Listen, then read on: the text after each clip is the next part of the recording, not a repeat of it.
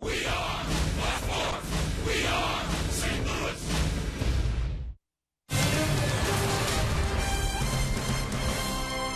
This is St. Louis Cardinals baseball, and tonight from Busch Stadium, the holiday weekend series continues. Game 2, the San Diego Padres and the St. Louis Cardinals. For the first time in St. Louis this year, the Cardinals have dropped 3 straight, and it's come at the hands of some unlikely heroes. Tyler Flowers of the White Sox, and then last night in the 11th, Will Venable with this home run to put the Padres on top. Craig Kimbrell would close it out. So the Cardinals looking for offense.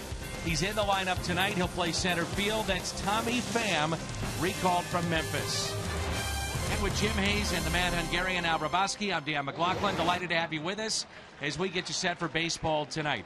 One thing that stands out in these 3 losses, the offense has to be better, Al, in particular with runners in scoring position. Yeah, we're getting guys on base, but the Cardinals are 1 for 29 the last 3 games with runners in scoring position. That has to improve. So 1 for 29. Will it improve? It may, with a young outfield in there tonight. You've got Randall Grichuk, Jason Hayward, Tommy Pham. Youth is served. Baseball is next.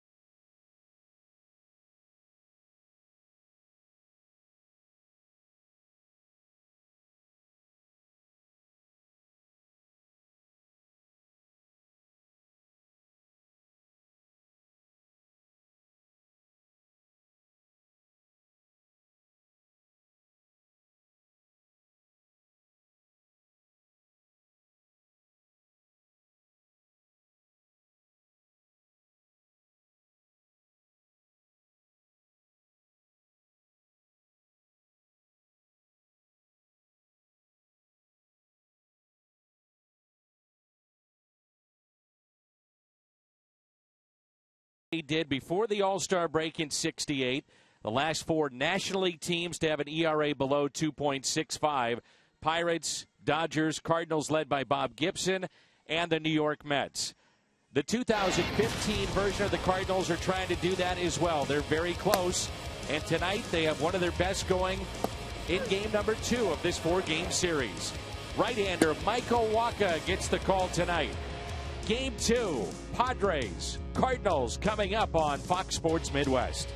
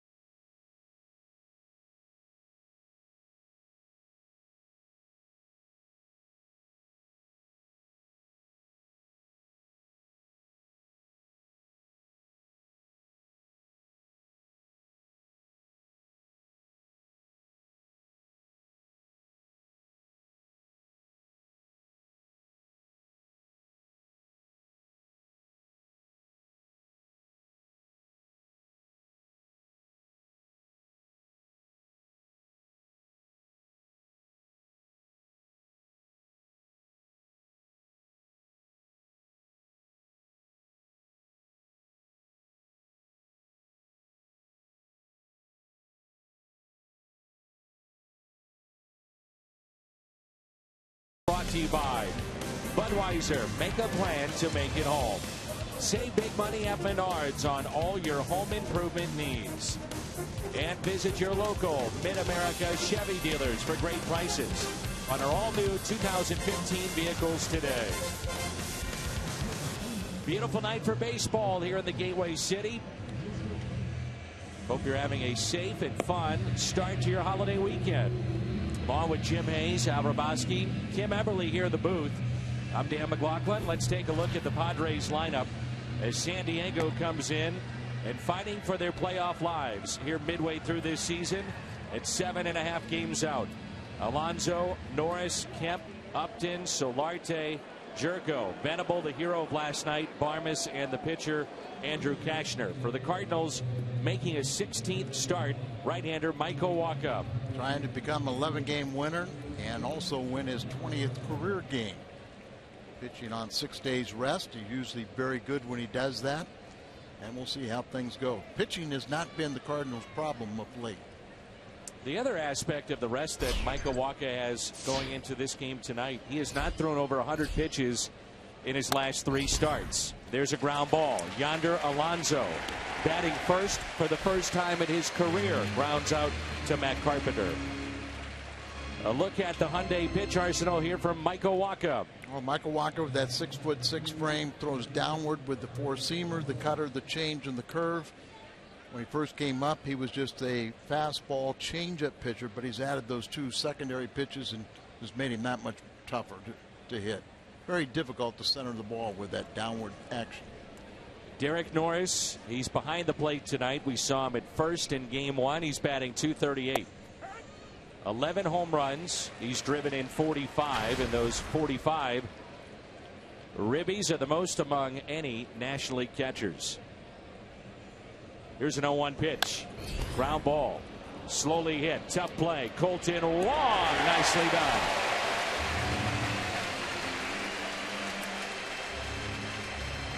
Oh, we talked about it during the open. Youth is served in the outfield tonight for the Cardinals. 27-year-old Tommy Pham in center field. Randall Grichuk in left, the 23-year-old, the 25-year-old Jason Hayward in right. Then Carpenter, Peralta, Wong, and Scruggs along the infield. The old veteran behind the plate, that's Yadier Molina. About our outfield now with Tommy Pham being the oldest. 27. Just recalled today, Cardinals have really liked his athleticism, but he just couldn't stay healthy. And that's talking over a 9-year career for Tommy Pham, but remember he got off to a great start, had the quad injury in spring and missed the first 2 months of AAA. There's a base hit for Matt Kemp into right field.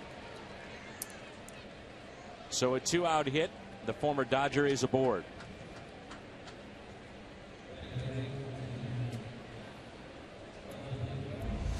If you can hold Matt Kemp to 2-out singles, you'll take that. Down in the zone and everything, so not much you can do with it, but good piece of hitting goes to the opposite field. Here's Justin Upton. He's hitting just .219 on the road as opposed to .306 at home. Leads the Padres in home runs and RBIs. Fastball taken low and away.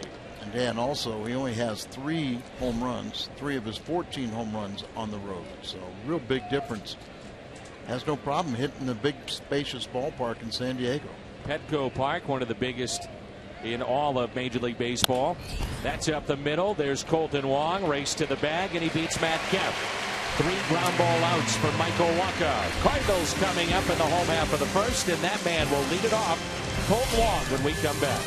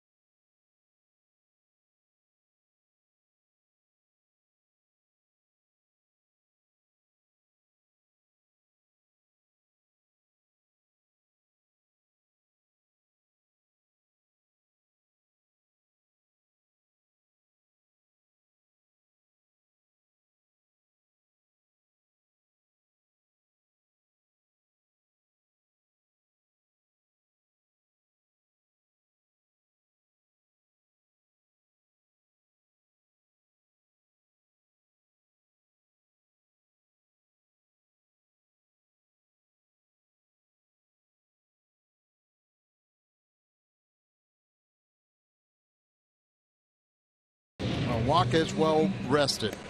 6 days rest, and when he has that amount, he's 3-0 with an ERA under 2. And we got to come through in the clutch. The Cardinals, when they win, they hit .313 with runners in scoring position. In the St. Louis losses this year, they've hit .132 with runners in scoring position. The last 3 games, they've lost them all. They were 1 for 29 with runners in scoring position. They'll come through in the clutch, and Wacha just be Wacha. Cardinals face a hard-throwing right-hander, former Cub Andrew Kashner. His record stands at 3-9. A lot of strikeouts. He had 12 in under 5 innings his last time out. An incredible line his last time out on June 1st. 4 2/3, 11 hits. That's not a big deal. But then 0 runs, 0 walks, 12 strikeouts. You literally never see that. But you did on June 1st as Wong skies one into deep right center. Will Venable, 1 out.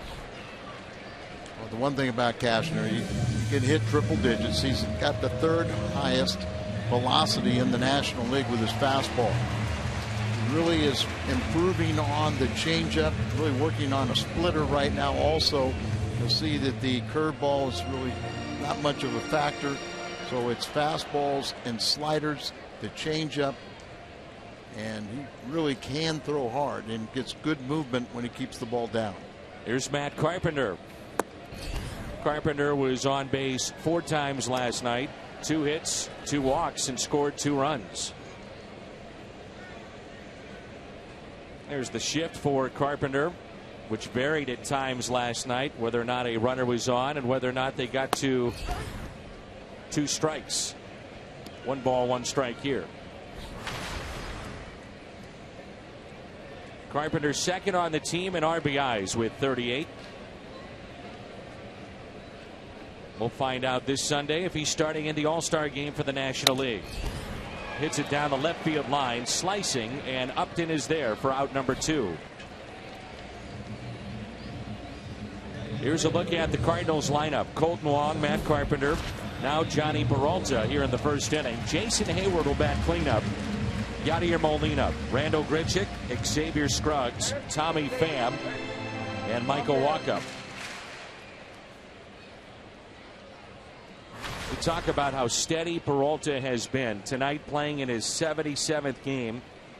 The Cardinals playing in their 79th overall. That's first on the team. Doesn't get many days off. He's only committed 3 errors. Leads the club in just about every category offensively. Absolutely. Average, home runs, RBIs, very, very steady, and a good influence in the clubhouse. 1 ball, 1 strike. His second year here in St. Louis, he feels more at ease and can take more of a leadership role, particularly with the Latin players. Here's a 1-1. The giveaway tonight, the 1982 World Series replica ring, and this place is absolutely packed. This may be our biggest crowd of the year. They were lined up early to get in the ballpark around 3:30. Gates didn't open for nearly 2 hours, and yet traffic was stopped as the lines went out into the streets. Just look across the street to Ballpark Village. Look at the rooftop and the Budweiser Brew House. They were just stacked up there too. Beautiful sight.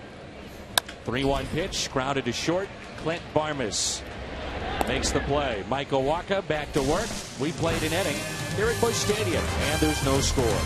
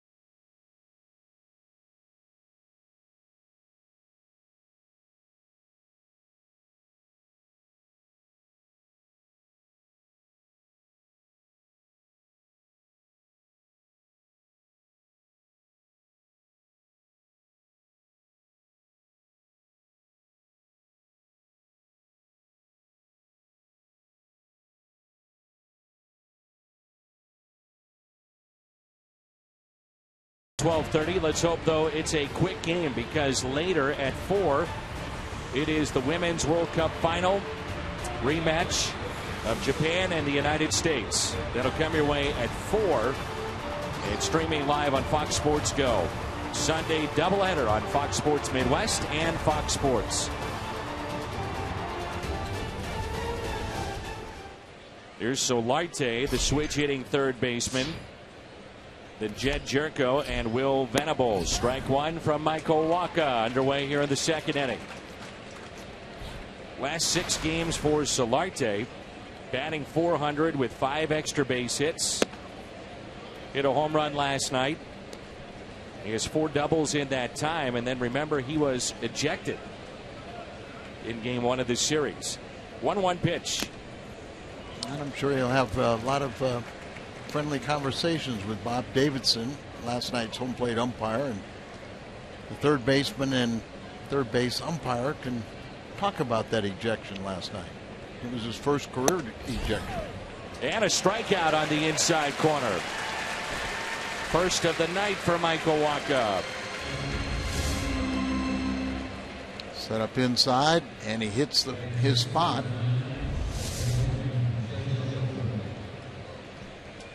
You know, we always say it. These guys are professionals. The players, the umpires, for the most part. Not to say that things aren't totally forgotten from the night before, but they turn the page, and it's professionalism going now into game 2. Yeah, it has to be that way. And human nature, though, you could carry a grudge, and I can understand that too. And it wouldn't be the first time. Players carry grudges against other teams. Umpires have been noted to, get around the league that this guy is a problem and we're going to set him straight.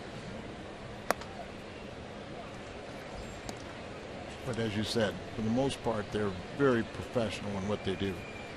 Last night, the Padres scored 4 of their 5 runs via the home run.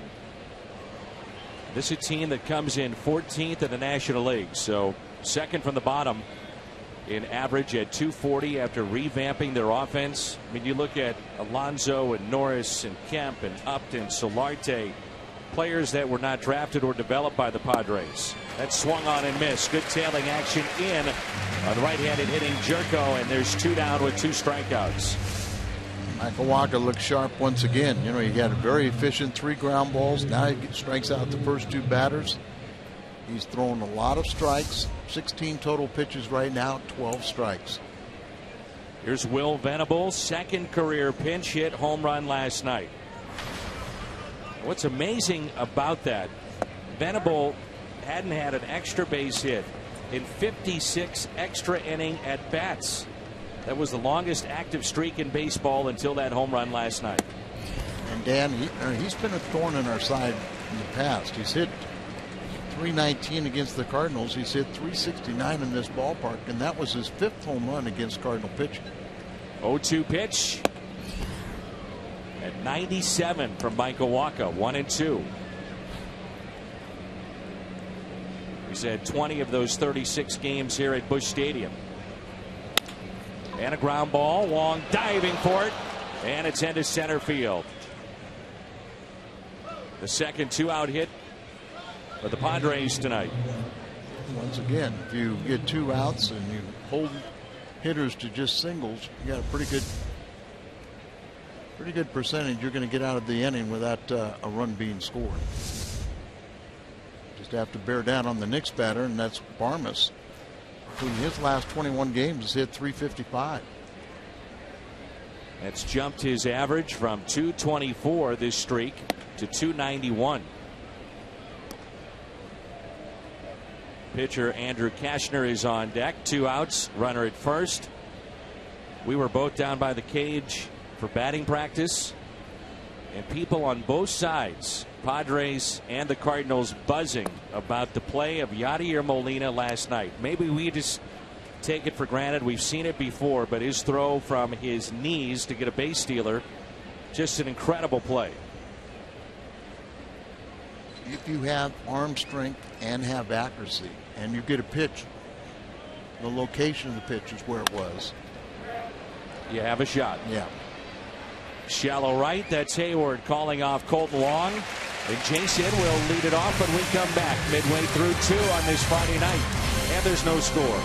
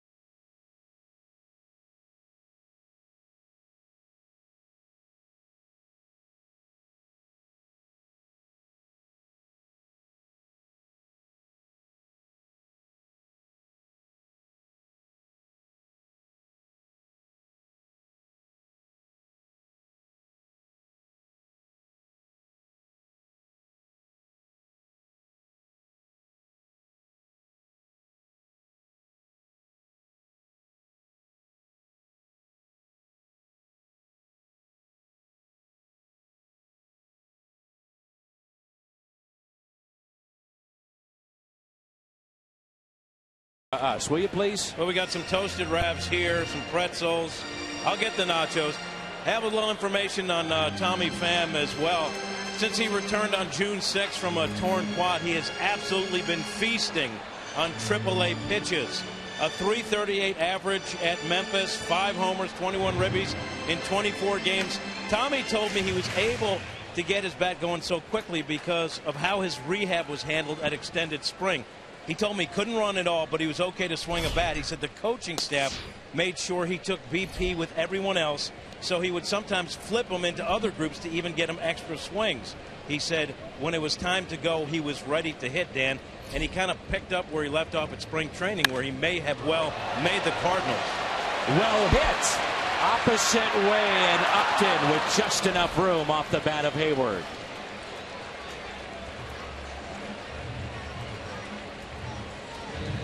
I'm excited to see Tommy Pham and what he can bring to the table. Very good spring training, as we talked about earlier. Padres defense tonight: Upton, Venable, and Kemp in the outfield. Solarte, Barmes, Jerko, and Alonso in the infield, and Derek Norris behind the plate. Dobbs Tire Auto Center's defense. Ball taken low by Yadier Molina. 23 multi-hit games this year for Molina. That's most among any catcher in the big leagues.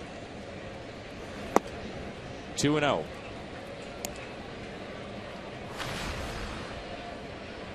I saw your reaction to Jim's report. You were disgusted, Al. So you wave at the top. Get that out of here. I didn't want nachos coming up here. What do you want? Jim will bring it. You know that. First thing we'll have to do is whip out the money. We'll take a 50% commission. Make sure you get your change back. Oh, no chance. You know Jim too well. Here's a 2-1 pitch now to Molina. 3-1. Grichuk on deck. Cashner was once the prized prospect in the Cubs organization. 19th overall pick in 2008. Pitched for the Cubs out of their bullpen in 10 and 11. It was part of the Anthony Rizzo deal. Rizzo's been traded now twice, but Rizzo was traded for Cashner. He's been the everyday first baseman for the Cubs. And for Cashner, this is start number 67 as a Padre.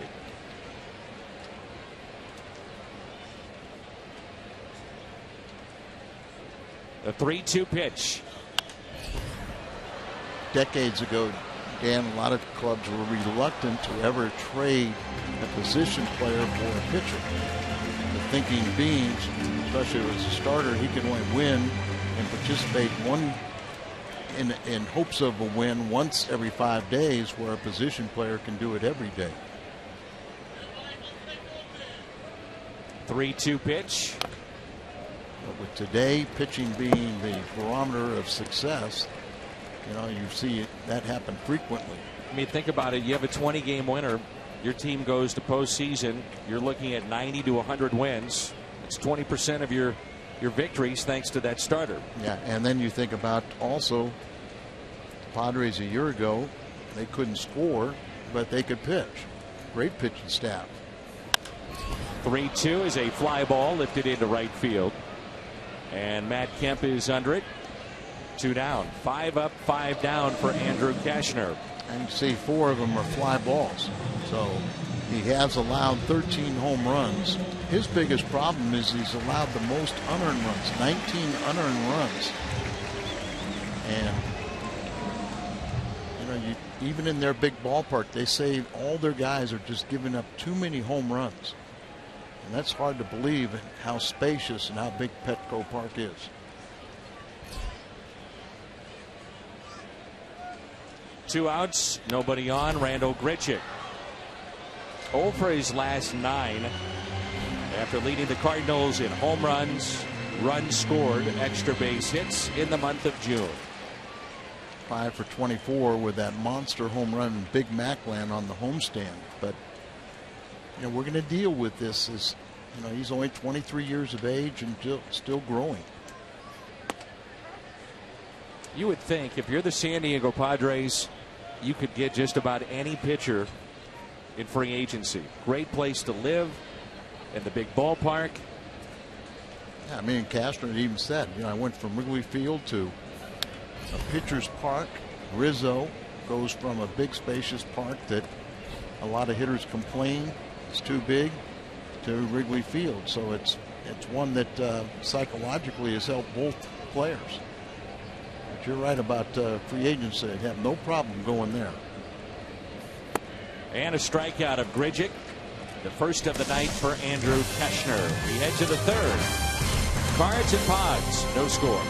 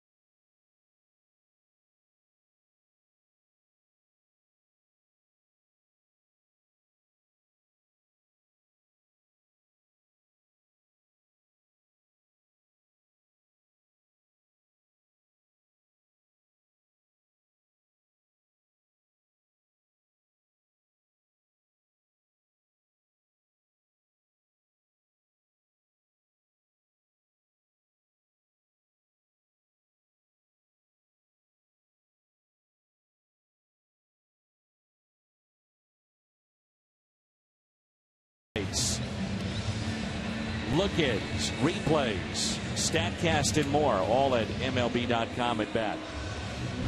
Andrew Keshner will lead it off.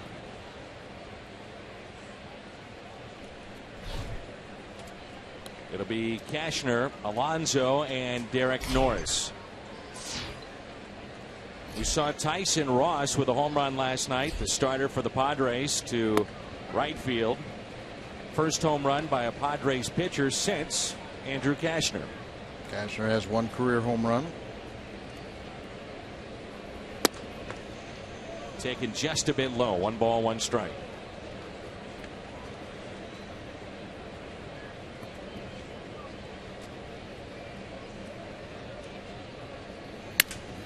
A broken bat, slowly hit to the right side and taken by Colton Law.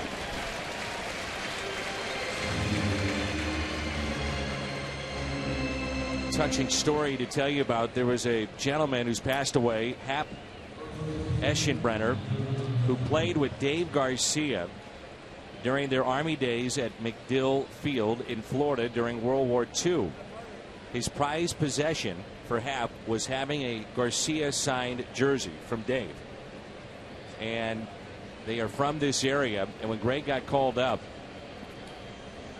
a gentleman by the name of Steve Gross, who's friends with the Eschenbrenner family, set up a meeting with Greg Garcia. They delivered that jersey to Greg today from what was, they said, his most prized possession. He actually said,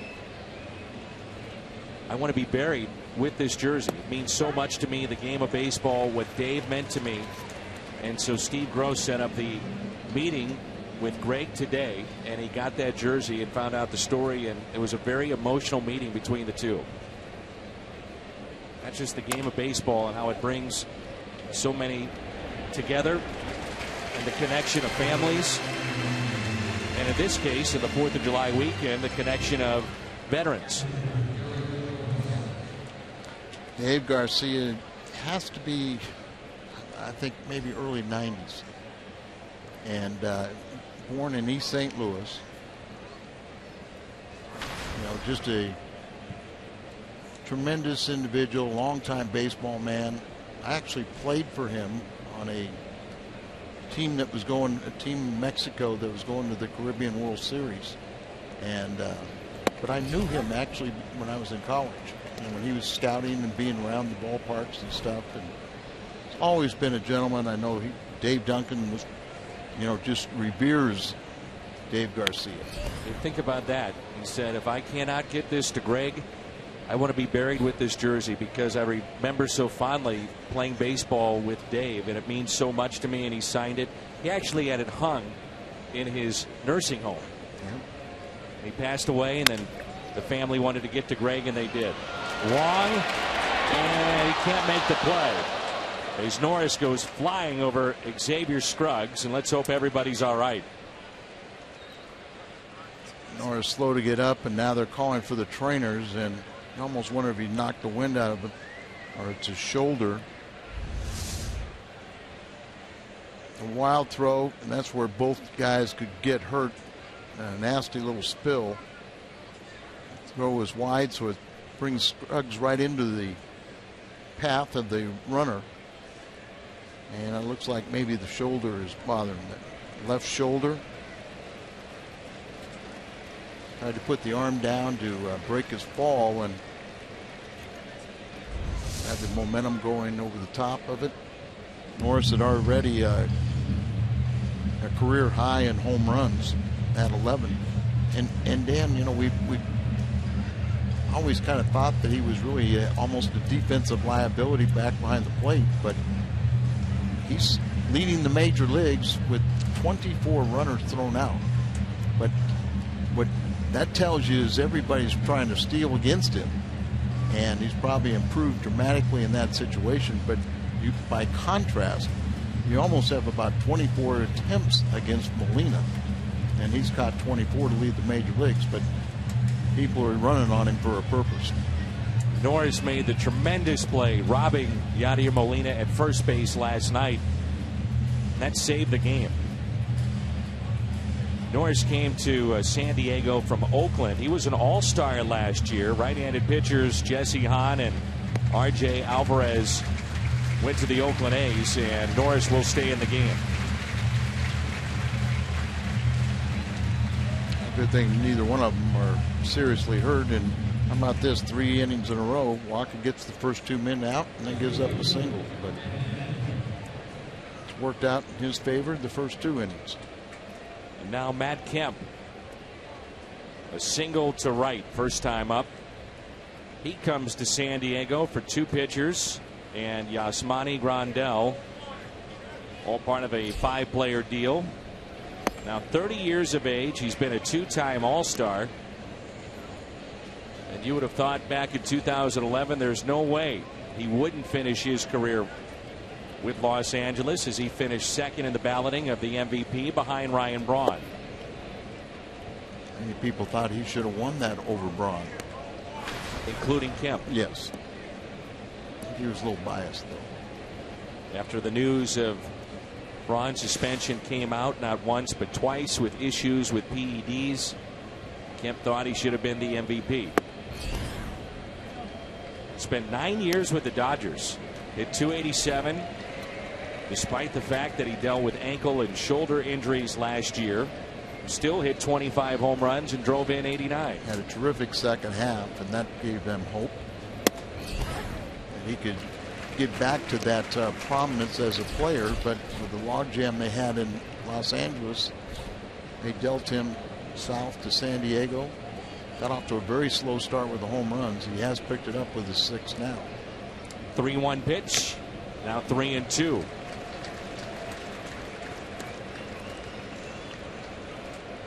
It was a very crowded outfield, and someone had to go for the Dodgers. They had Ethier, Crawford, and Puig, along with Kemp, at least at the start of the offseason, all coming back, and they knew Jock Peterson would emerge, and so Kemp was the odd man out. Runner goes on the 3-2 with 2 outs, and it's the first walk issued by Michael Wacha.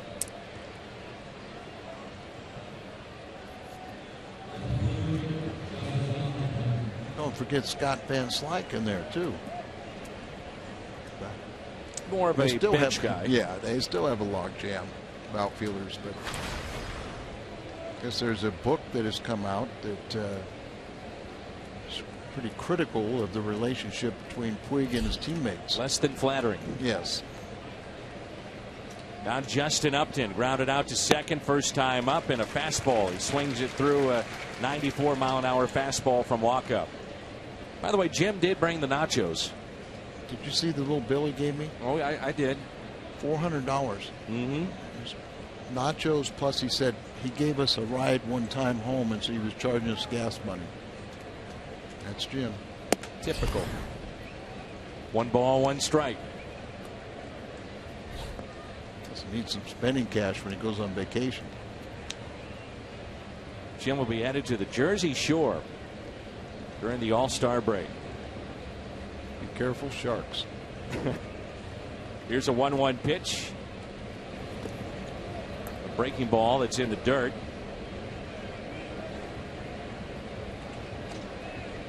Michael Wacha has come back from the stress reaction in the scapula or shoulder blade, which sidelined him for 78 days. The second half of his year was basically lost. We saw him make an appearance in the postseason.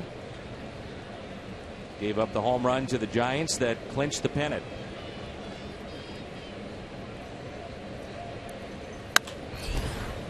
In the air, right side, Xavier Scruggs and Hayward giving chase, and it's out of play. But he bounced back, Michael Wacha did. This year, the first pitcher in the National League to 7 wins. Cardinals haven't had that kind of start since Matt Morris in 2005.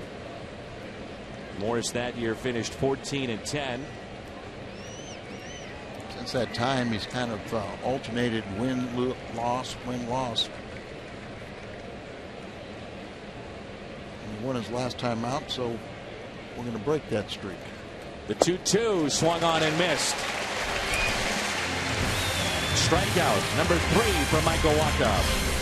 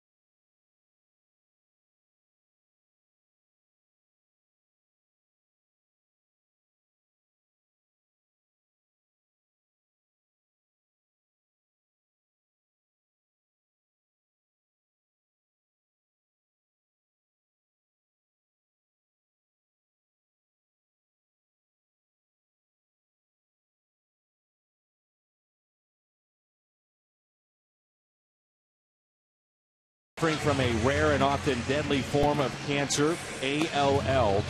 He was told after his start March 9th in spring training that the family was discussing the possibility of pulling her off life support. Lost a ton of weight, unresponsive. A few weeks later, still battling but showing very few signs of life. During his last spring start, doctors noticed her blood pressure would rise when he was pitching, dropped dramatically once the half inning was over. That gave everybody hope that she would pull through. She did. Regained consciousness shortly after that. She is now, as we're happy to report, in remission. Amazing story. And his relationship really was baseball related because his mom would teach him how to play the game. She would pitch to him, and I guess he finally broke her bird feeder, and then she decided maybe he's getting too big. He is 6'5", 225. But great story. From Conroe, Texas. 1 ball, 2 strikes, Xavier Scruggs. He was called up on June 19th. Tonight, his 6th start since being recalled. And he's 10 for 25, 400 average. Cardinals during BP were talking about how much he has shortened up his swing in just the last 2 years.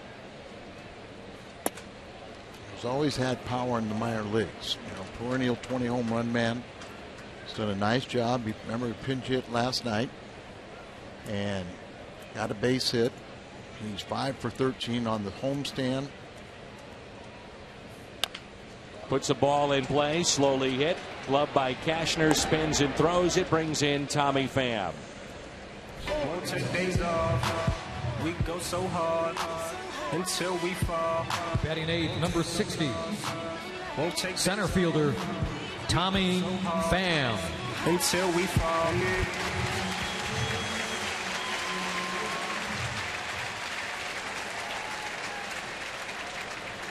Tommy has appeared in 6 games. He's noted as the best defensive outfielder in the Cardinals system for several years. First pitch to him. He's now 27 years old. Yeah, still looking for his first major league hit. He's 0 for 2. He had 2 pinch hitting performances or opportunities last September. It was on the road. First plate appearance here at Busch Stadium, and that's tapped foul. 1 ball, 1 strike. When he was drafted at the time out of Las Vegas, Nevada, many teams wanted to draft him as a pitcher. They had clocked him around 92 to 94. He was also a shortstop at the time. Dropped to the 16th round, agreed to sign with the Cardinals. They moved him to the outfield. As Pham hits it up the middle, gloved by Barmes, and there's 2 down. One thing you'll notice, he's got very, very good speed. And Pham in 24 games at Memphis was hitting .338, 5 home runs, 21 RBIs, and 6 for 6 in steals. He was off to a tremendous start in spring training, and then he came up with a quad injury. By the way, the 3rd quad injury this year for Cardinal players, and not only missed the bulk of spring training, but the first 2 months of the regular season. It was TCU and Texas A&M this year in the Super Regionals, then to the College World Series. Cashner, an All-American as a Horned Frog in 2008 with TCU. Rick Carpenter had to play against Arrieta, one of his teammates, and now gets a chance for another. Cashner. Texas A&M product Michael Waka at the plate. 1 ball, 1 strike. Waka hitting .148 this year. No home runs. He's driven in 3.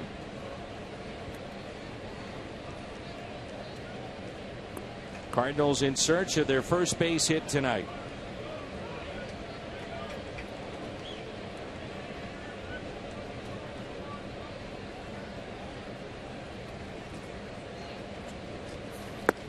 And a strikeout for Cashner, his 2nd on the night.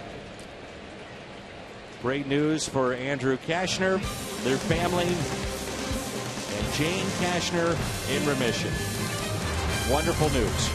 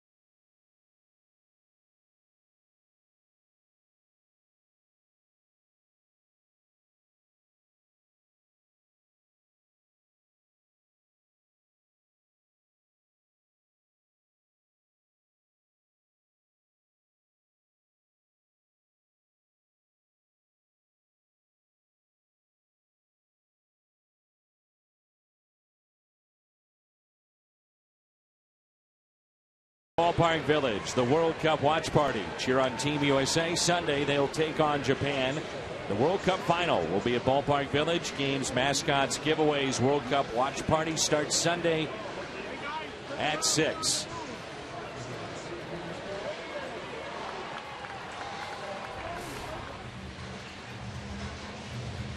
It's Solarte, Jerko, and Will Venable.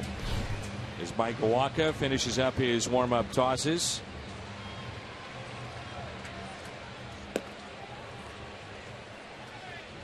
You look at Cashner and Waka, similar in a lot of different ways. Both from the state of Texas, both big guys, 6'5", 6'6". TCU, Texas A&M, both were 19 overall picks. Waka just turned 24 on July the 1st. So a few years behind. Was doing the Super Regionals a few years ago and had a game that Michael Waka pitched in against Florida State. Talked to Michael about it. One of the great outings that he had. While at Texas A&M, as Scruggs backs up and makes the play. We have the chance to visit with the coaches and give you insight on the players and who some of these guys are. And we started asking them, in particular, Rob Childress, his head coach at Texas A&M, how good is Michael Waka? And he said this guy has made so much progress, maybe more progress than any other player I've had in the program. And he said in the fall of his freshman year, we said, pitch like you're 6'6" and let it go. Michael Waka was not drafted out of high school, then becomes the 19th overall pick after his junior year. And what he meant by that was create the downward angle. Not only let it go with your velocity because you can throw hard, but also get on top of the ball. So they changed him mechanically and used his size advantage to his advantage. 6'6". And you'll see that's why all the pitchers today, you know, the scouts really want to sign guys that are, you know, really 6'4" and higher. You know, but right now we've got it up to 6'10". Haven't anybody beyond that, have we? One of the tallest pitchers ever will go into the Hall of Fame in 3 weeks, Randy Johnson. Yeah. And so will Dick Enberg, who's working on the San Diego Padres telecast. And a nice visit with him before the game, and that's well hit into left center field. Tommy Pham under it, makes the catch.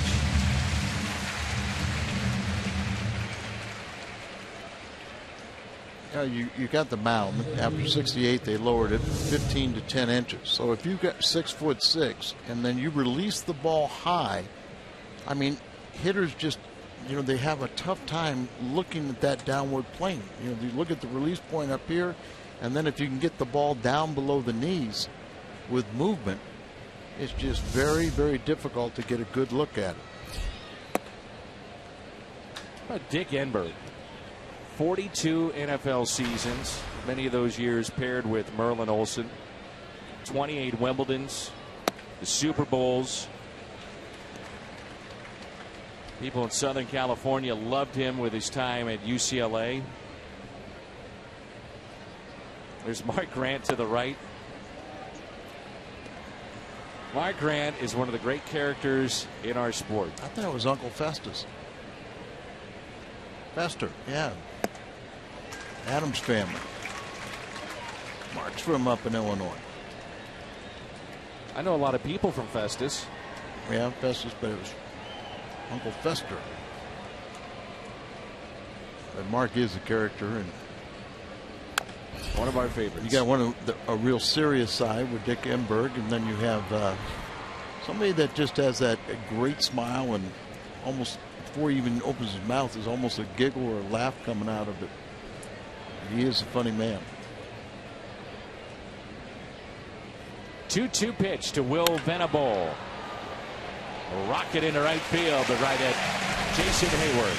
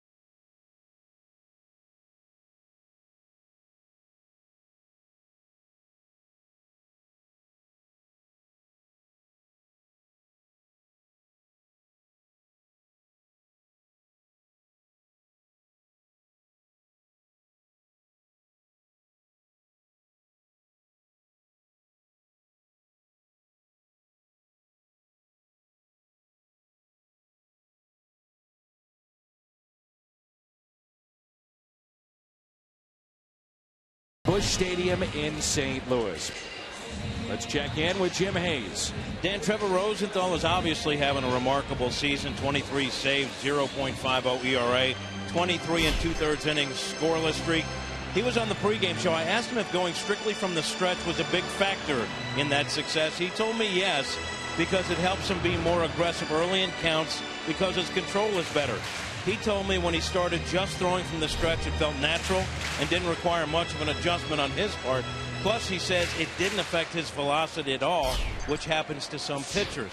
As for thinking about being in the All-Star game, he says he really doesn't think about it at all. But he did point out, Dan, that the success of the rest of the pitching staff, he says without the starters, the other guys in the bullpen, the season he's having wouldn't have been possible in the first place. 1-0 pitch to Wong. Pulled foul. Jimmy, before we let you go, I think he's pictured there with Matt Belisle to his left, right on our screen. What's the update right now with Matt Belisle? For the time being, they're just letting his injury calm down. There was a bunch of swelling, the elbow, the forearm, and they're going to eventually go in and reassess. He's hopeful that it'll be sooner than later when he returns, Dan. All right, thank you, Jimmy.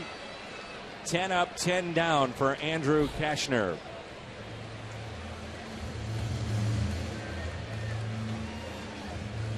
Matt Carpenter is our Kia in the driver's seat. He fly to left his first time up. Most multi-hit games since 13. That's when he was inserted into the top spot in the lineup. Now batting second, but 137 ahead of a former MVP in McCutchen, Denard Span, and Freddie Freeman, the slugger from the Atlanta Braves. Had a multi-hit game last night, and he loves facing San Diego pitching.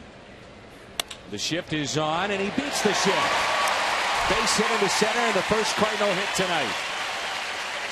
And he came in batting .393 against San Diego in his career. Add to it with his 1 for 2 tonight. Usually when Matt Carpenter gets a hit, it'll be a multi-hit game. Just good thing the calendar's turned to July. Hit 190 in the month of June. So the Cardinals have their first hit, and it brings in Johnny Peralta. Big gap in left center field for the Cardinals shortstop. For the Padres, good to see Norris is still in this game. That was his left shoulder. It's not going to affect his throwing, but we'll see if that tightens up as the game goes along.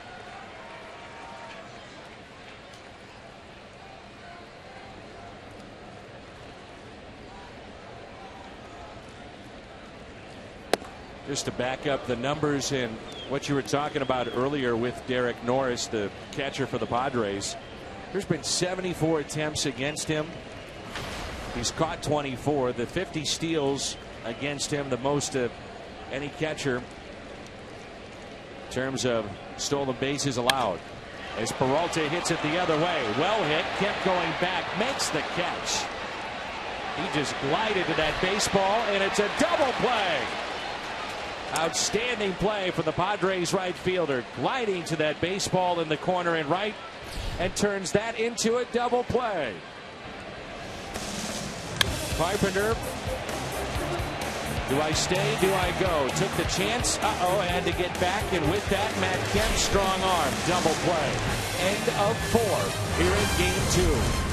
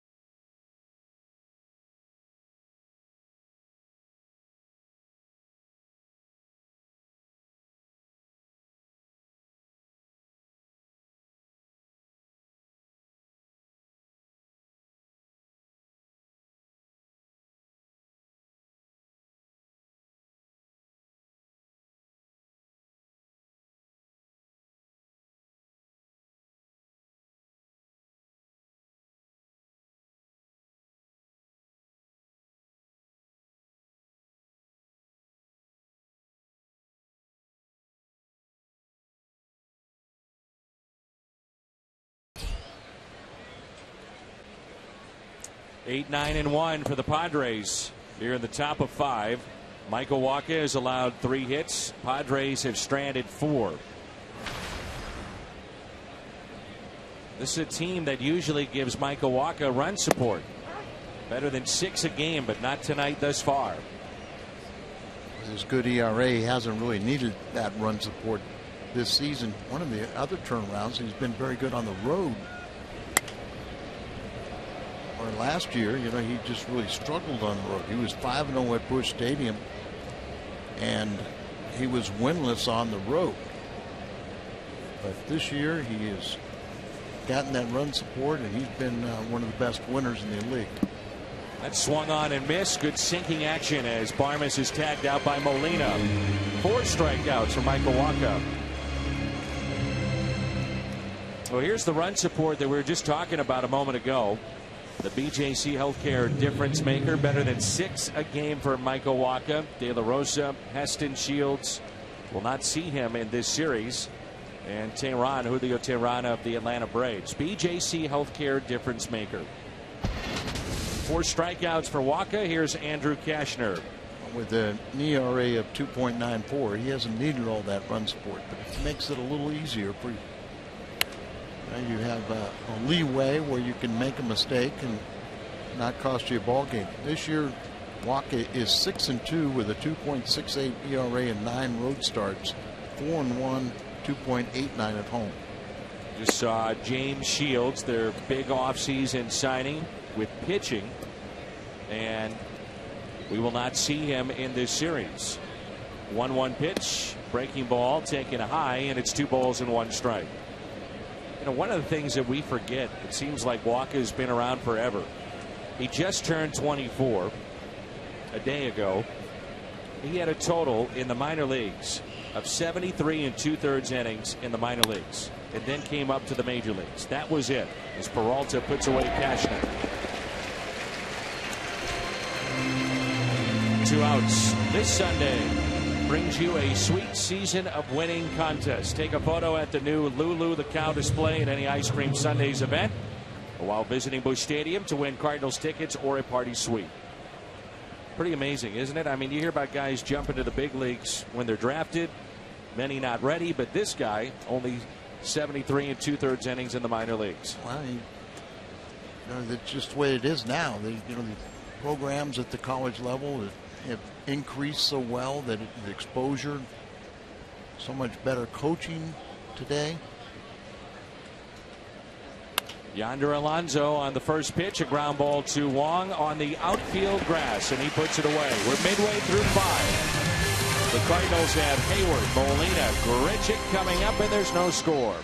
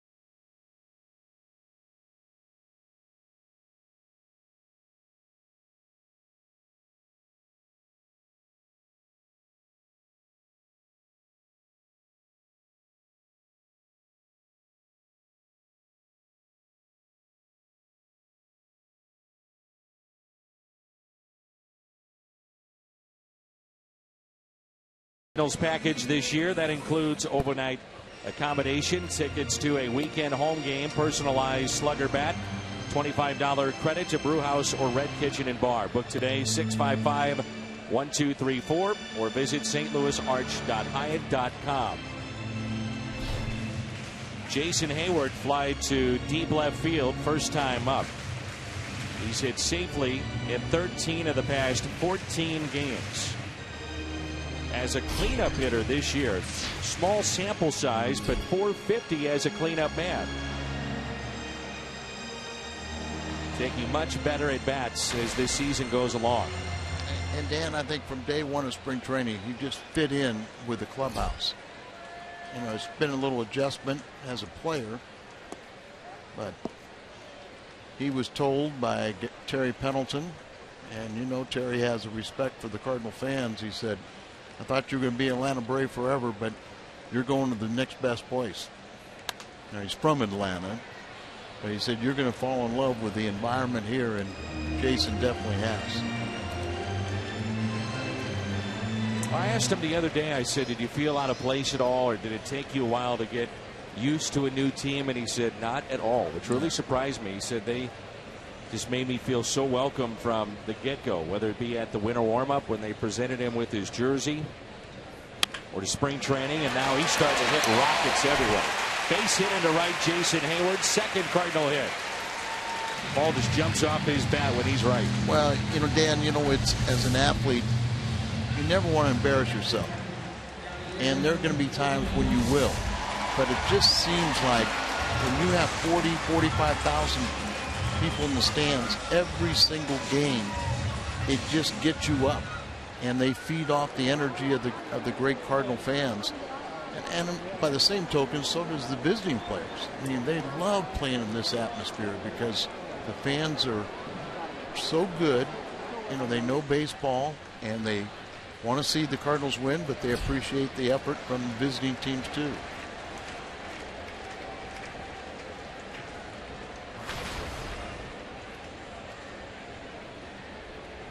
He got the first RBI last night. Can he do it here today?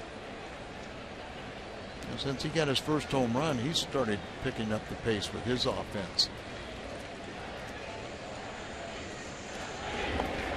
And a check on Hayward. Jason Hayward with 8 stolen bases to lead the club this year. It's been caught just one time. And he hit his first home run on June 15th. He's hit .346 since that time.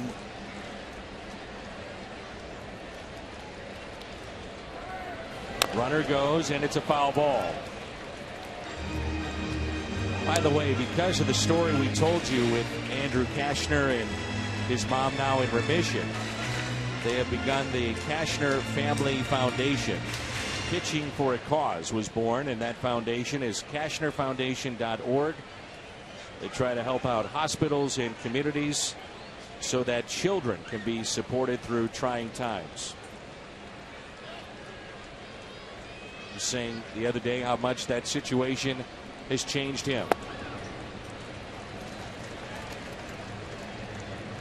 Great to see the players today realizing the platform that they have, and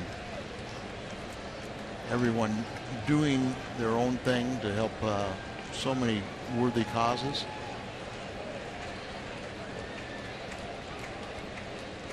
One ball, one strike. Hayward is running. Pitch is swung on, and a foul ball. Well, you know, Yachty, if he hits a ground ball, a lot of times it's turned into a double play. And like you said, you got Hayward with good speed and the ability to steal a base on his own. You know, shortstop Marmos keeps on going to vacating the area and going to the bag to receive a throw. And it just opens up a lot more hitting lanes for Yachty too. 1-2 the count. Big lead for Hayward.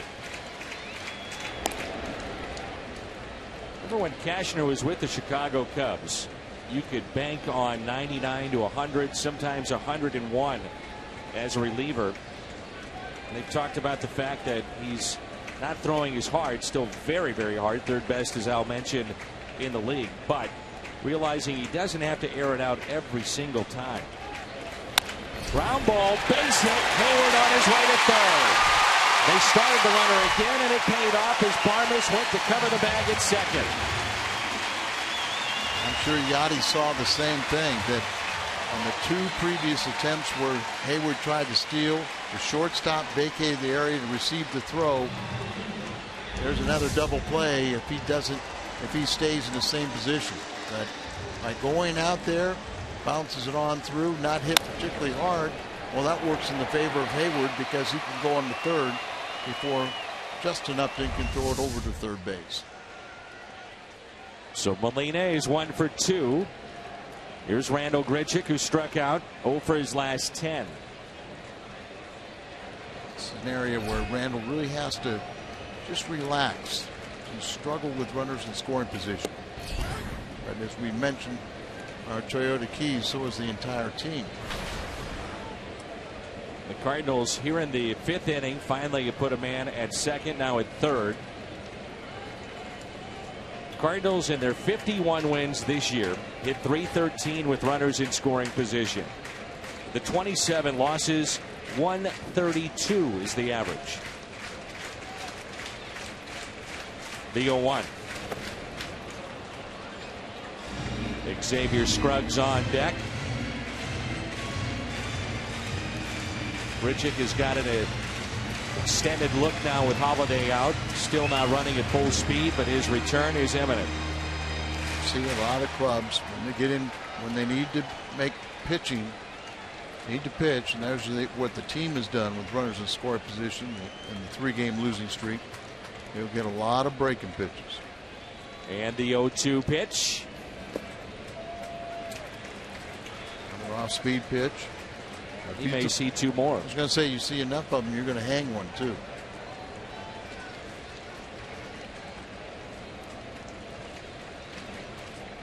This big crowd ready to erupt on this Friday night here at Busch Stadium.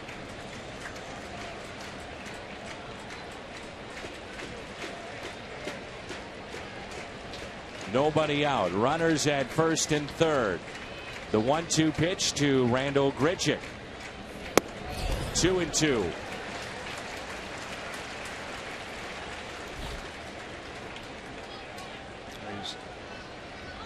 Get fastballs, they'll try and throw it out of the strike zone, get you to chase it.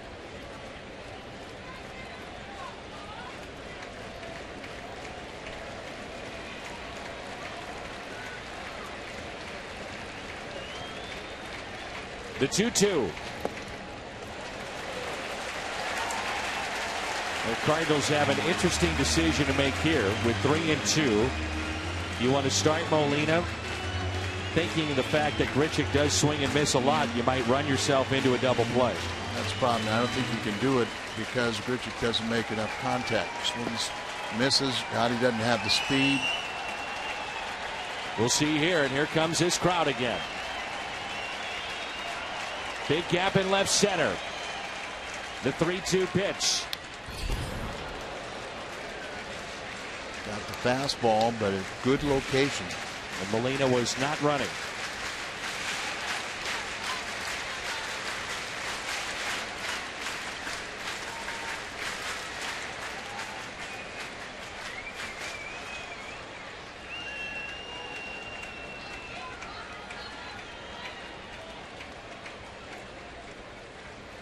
The 3-2 pitch.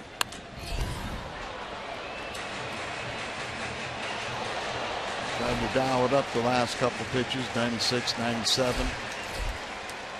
All 3 pitchers that they're 95 plus. These guys that are the hardest throwers of the starters in the National League. Harvey's the hardest, 95.8.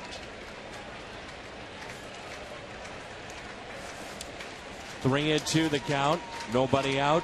Runners at the corners for St. Louis in a scoreless game here in the home half of the 5th.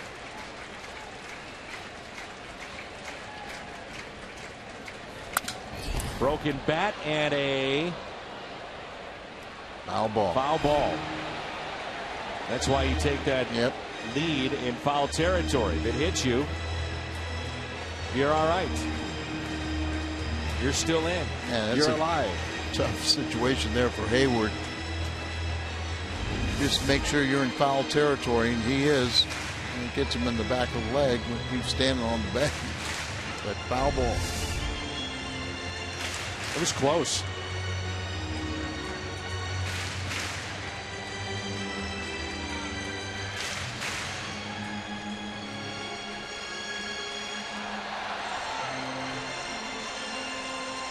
Grichuk may have chased a ball on the previous pitch. Regardless, still 3-2. That's tough. Yeah, I mean, it was a tough pitch in on his hands. You know. And now the 3-2 pitch again. And he draws a walk. Bases are loaded. First walk issued by Andrew Kashner. Bases loaded, nobody out for Xavier Scruggs. Now time for you to tweet your strongest fan photo. Use the hashtag M as in Mr. W Data Strong Fan. And you just might see yourself in an upcoming broadcast brought to you by T-Mobile. Scruggs bounced back to the pitcher his first time up. The inning started with a line drive base hit to right. Jason Hayward, Molina, as the Cardinals started the runner. Farmas, the shortstop, went to cover the bag at second. Molina found a hole with a slow roller into left. Hayward took third base. Grichuk, after 3-2 pitches, drew the walk. Now the bases are loaded. Nobody out for Xavier Scruggs.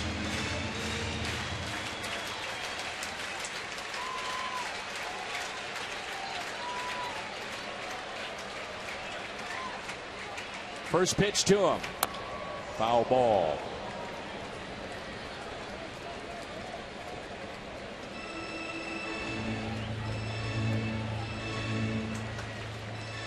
Xavier's done a nice job with runners in scoring position.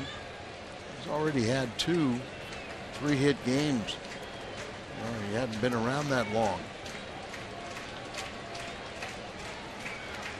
You got to just play him for a while, and and then you have Reynolds as that threat coming off the bench.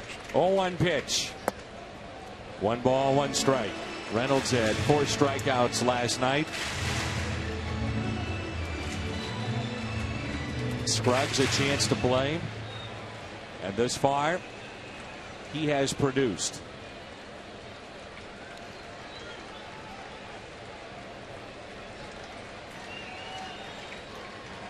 The 1-1 pitch to Xavier Scruggs. A bouncer towards second. Double play ball. 4-6-3, and a run does score. Cardinals grab the lead midway through. It's 1-0. Hayward scoring the run. Not getting on the scoreboard. No RBI, but the Cardinals do touch home plate first. Breaking ball should be a double play, and they do turn it. The second double play turned by the Padres tonight. Now Tommy Pham with a runner at third base. That's Yadier Molina. First pitch to him. Inside to Pham. And we talked about when he got the September call-up last year, he appeared in 6 games. He only batted pinch hit in 2 of them. First time he faced J.J. Hoover, struck out. Next time, a guy named Chapman. So there were, and then now you get, Cashmere. You got 3 pretty hard throwers right there, but you get to think about what you faced at AAA, and then you get Aroldis Chapman. It's a good test, I'd say. First time up, he grounded out to short.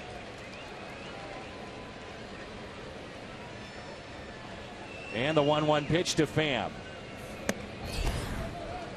2-1, as Al mentioned. Tommy Pham in just 24 games this year at AAA. Knocked down 5 home runs. 338 is an average. Always been an outstanding defensive player, best outfield player in the Cardinal minor league system for years. 2-1 is bounced to second base. Jed Jerko is there. Cardinals had the bases loaded, nobody out. They pick up just 1 run. We head to the 6th. St. Louis on top.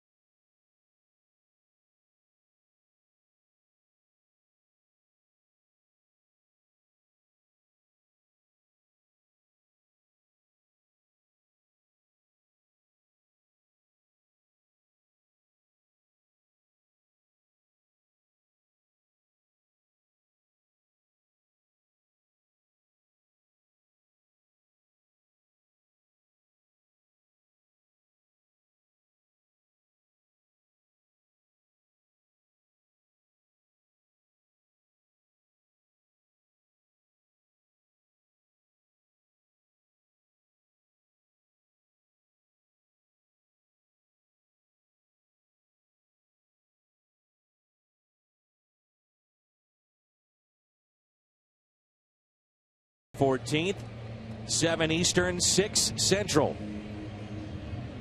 All-Star game on Fox. We head to the 6th inning. Michael Wacha finishing up his warm-up tosses.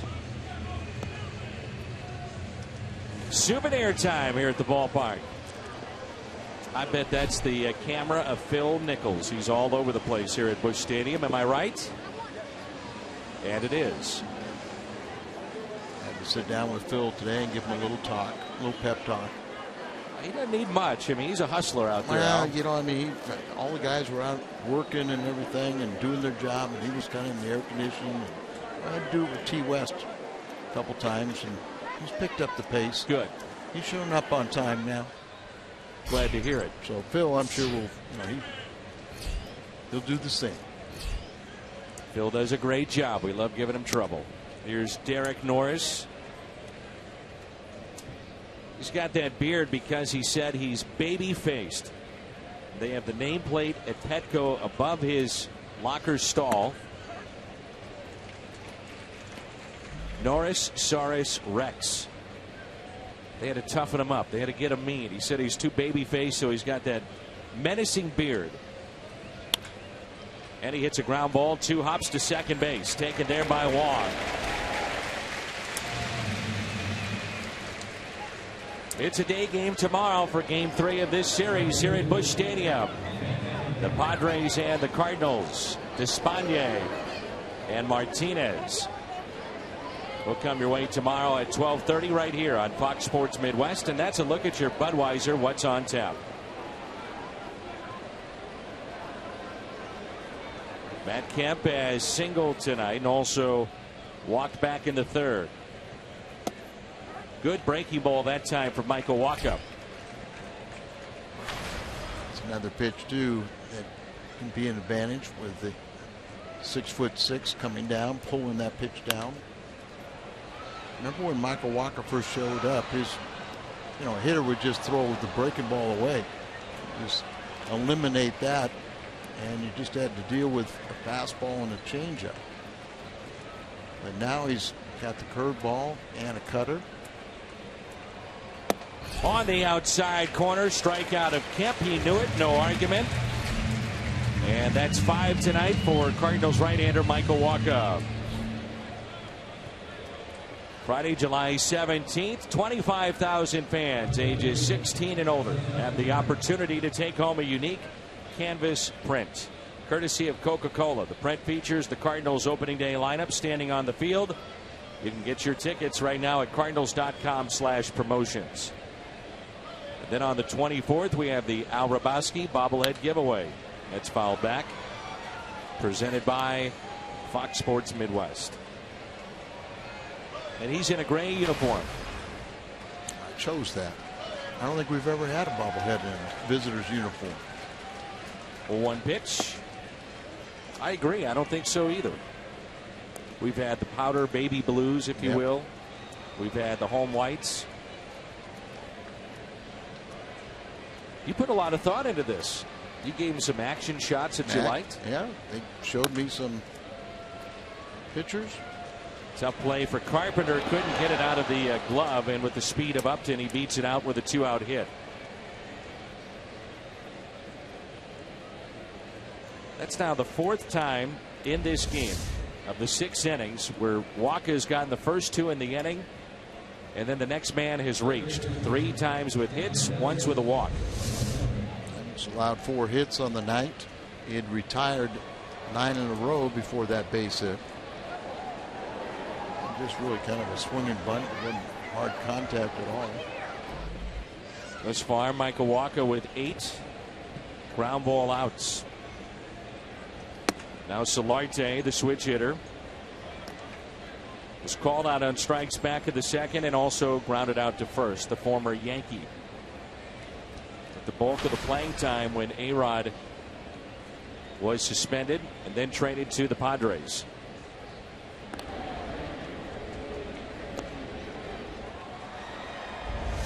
Watch Carpenter here. Never reaches in, his fingers kind of get caught in the webbing a little bit, never got it to the fingertips, and you can see the ball sails on him, and Scruggs does a good job to get off the bag and make sure you catch the ball.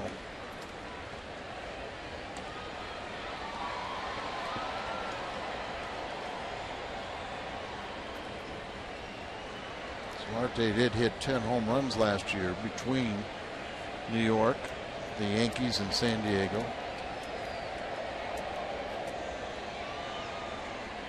1-1 the count. In on his hands. And his 3rd last night was a bomb, wasn't it? That's right.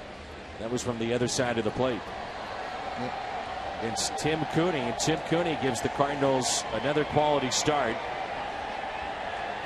It's now 8 in a row. 6 innings or 2 or fewer runs given up by the starter. Change up. Runner goes, throw to second, and save. Peralta late getting to the bag.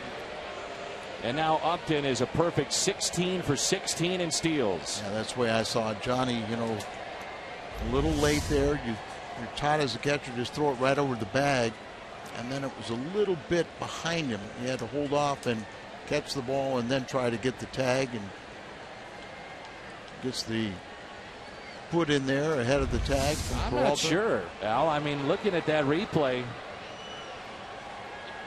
it looked like he may have gotten him, just swiped him barely before he got to the bag. I thought he was safe, but this is a better look. And can't tell other than I say he's safe. Yeah, I thought the other angle could tell a little bit better. Well, right there, I think he's out. That one, it did look. But so close. Yeah, was there enough to overturn it? Right.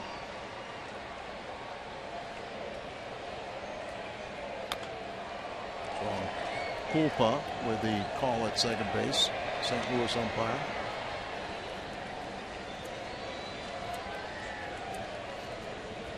Ron's going to be one of the umpires in the All-Star game. You know, that's the kind of challenge I thought that Mike Matheny may want to go for and go ahead and do it, just because it's a 1-run game and a man in scoring position at second base. You don't know when you may use it again. Could be a crucial time in this game. Who knows?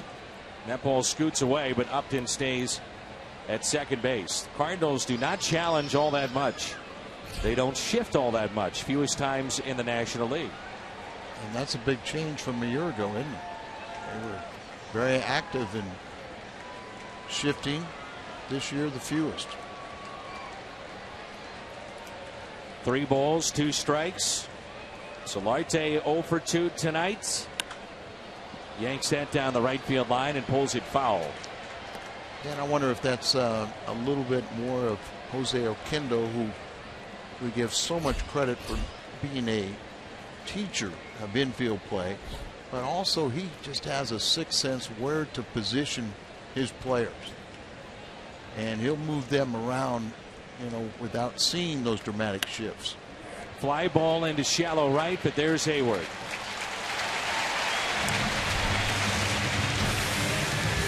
Midway through 6, 1-0 St. Louis.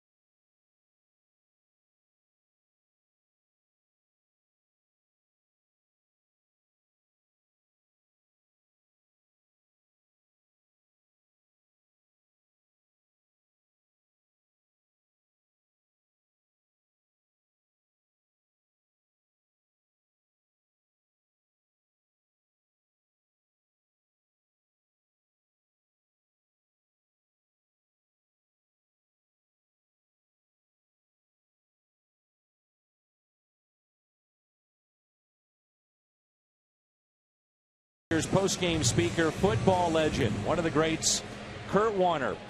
See the shirt there that you'll be getting. 25,000 fans, ages 16 and older. Take home that V-neck T-shirt. Tickets at Cardinals.com/promotions.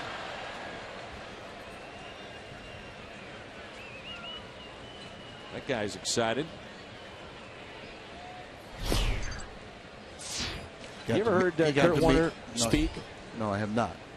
Incredible story, obviously, but yeah, to hear it from him would be amazing.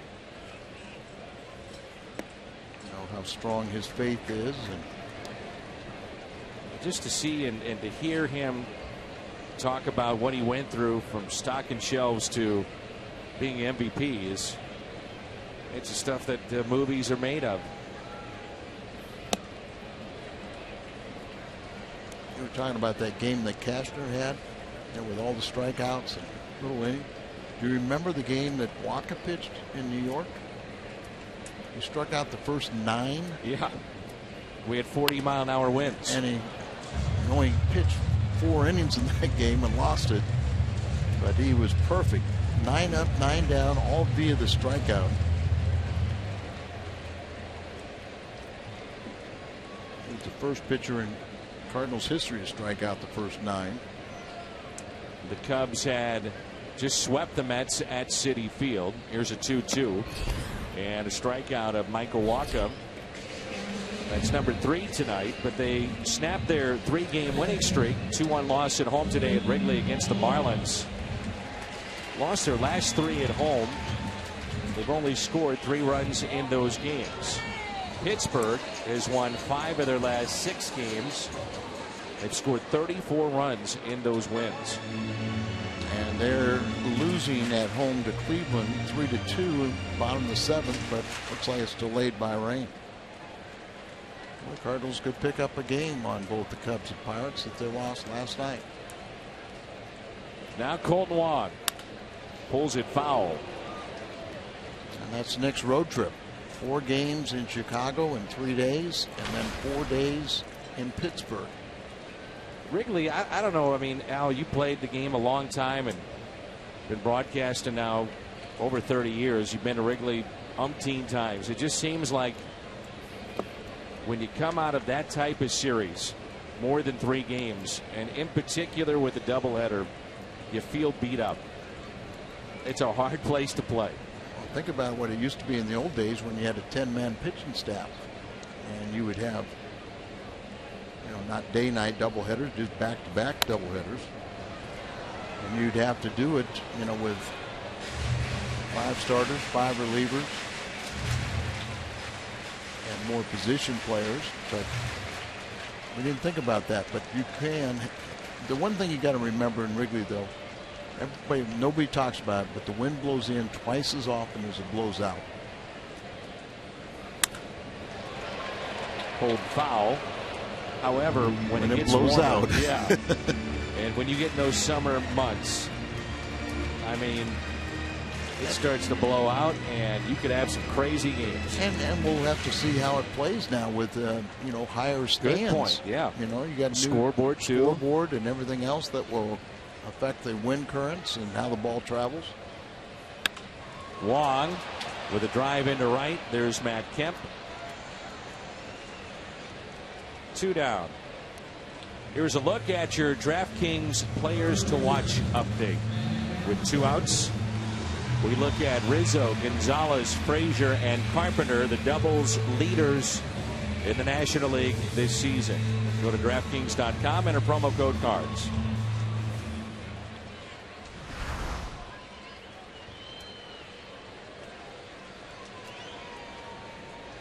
Carpenter is fly to left and also single to center field. Matt Kemp is smooth in right, isn't he? Yes. Made the play that doubled off Carpenter out the bat of Peralta back in the 4th inning. Well, he doesn't have the speed to play center field anymore, but he still can track him down. A former basketball player. But baseball was more of a game that just passed the time for him as a kid. And then Matt Kemp was spotted by the Dodgers when they went to see a left-handed pitcher. The scout there saw Matt Kemp. Kemp said, well, I don't really care if you want to draft me or not. I'm a basketball player. He's from Oklahoma. And a big guy, 6'4". And clearly that translates to baseball and just how smooth he is. He moves well. As you mentioned, used to run very well. And that scout saw him and said, we're going to draft you. And they did. 6th round, and he signed. Very impressive black book, too.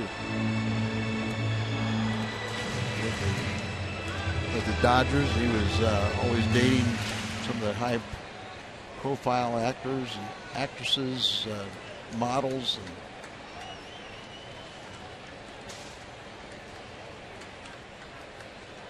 some of those were in your black book, too. Frankenstein. No, Al. Pre-June, you were a ladies' man. You were the most interesting man in the world.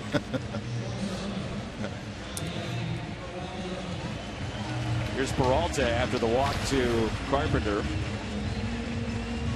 2 walks for Andrew Cashner tonight. Well, Joe Torre named me Hungo. Jim McCarver had a nickname for me. I'll tell you off the air.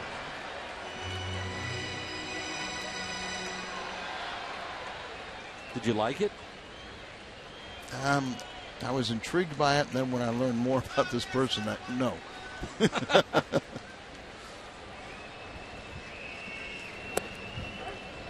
And now the nickname that is stuck forever, Mad Hungarian.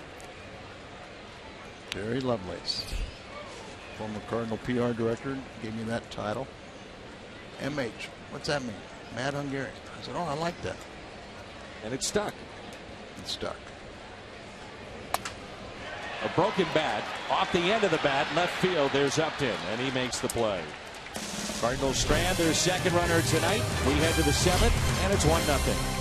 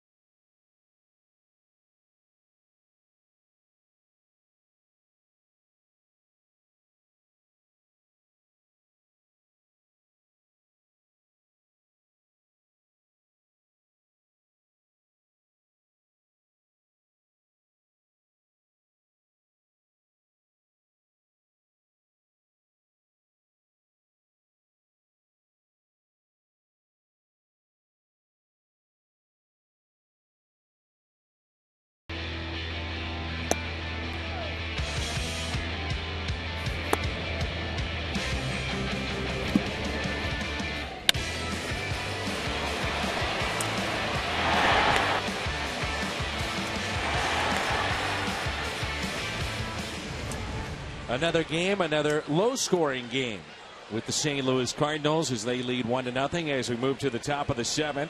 Jerko, Venable, and Barmes. If anybody can reach, then Andrew Kashner.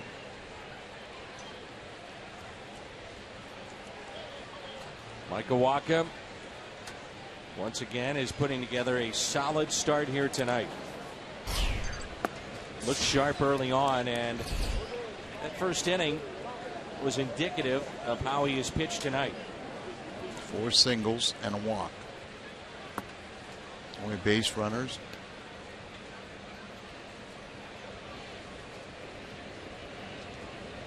Jerko has struck out and fly to center. And that's well hit. Deep left field, and this game is tied. Jed Jerko, his 3rd home run. We talked about Jerko a little bit when he first came to the big leagues. He had 20+ home runs. Last year it dropped down to 10 as they started figuring him out, but he's got that pop in his bat that you make a mistake or put the ball in an area where he can handle it. There you see, instead of being away, that ball is up over the middle of the plate, and he did not miss it. The Nissan drive of the game ties it up at 1-1. Jerko, his 3rd home run, 12th RBI. Now Will Venable, and a strike at 96 from Michael Wacha. Venable singled past the diving Colton Wong and then lined out to right. 0-2 the count. It's only the 7th home run that Wacha has allowed this year.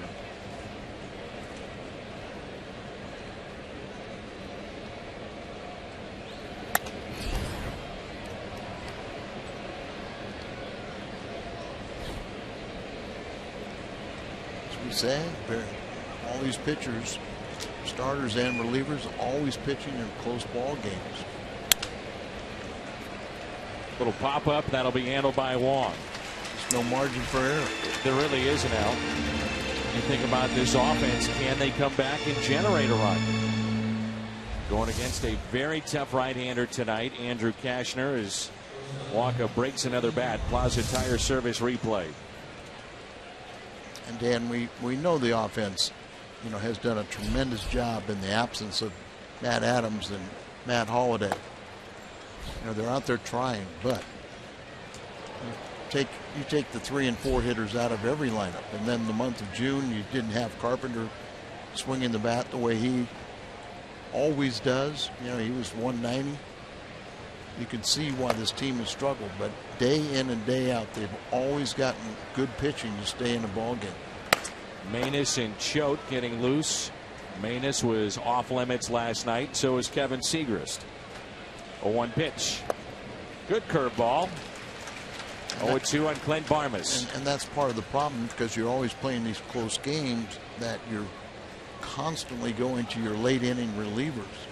And occasionally they're going to have a day off. 0-2 pitch and a ground ball. Wong ranging to his left. Throws off balance. Nice play, Colton Wong. Colton Wong can play deep in that grass. Also, he can make those kind of plays because he's got one of the strongest arms you'll find of any second baseman. Athletic, isn't he? Very athletic. Of course, it helps be low to the ground. Get down there, but you see that arm strength, that he can go and fire that ball and get a lot of hitters and cover a lot of ground for you. Coming into play tonight, here's Andrew Kashner. Michael Wacha was one back of Garrett Cole in wins in the National League. Wacha with 10, Cole with 11. Carlos Martinez, Max Scherzer, who lost last night, Bartolo Colon, all tied with 9. 0-2. And with Martinez going tomorrow, the Cardinals could have the first 2 10-game winners. 0-2 pitch. Strikeout for Wacha, number 6. Jed Jerko has tied this game up. Came in hitting 208. The leadoff man here in the 7th. One swing of the bat. It's now 1-1. Time to stretch.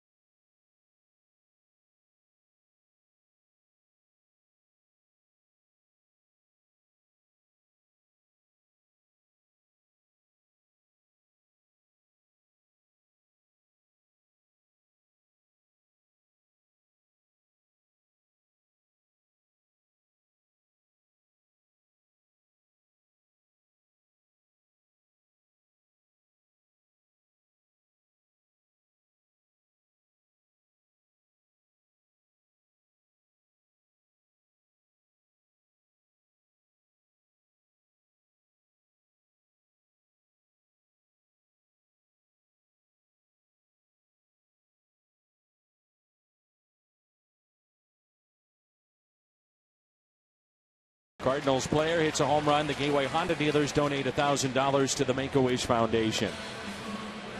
Last 4 games, the Cardinals have allowed 7 home runs. The previous 9, only 6. Couple extra inning home runs this week, beating the Cardinals. Jerko just tied the game 1-1.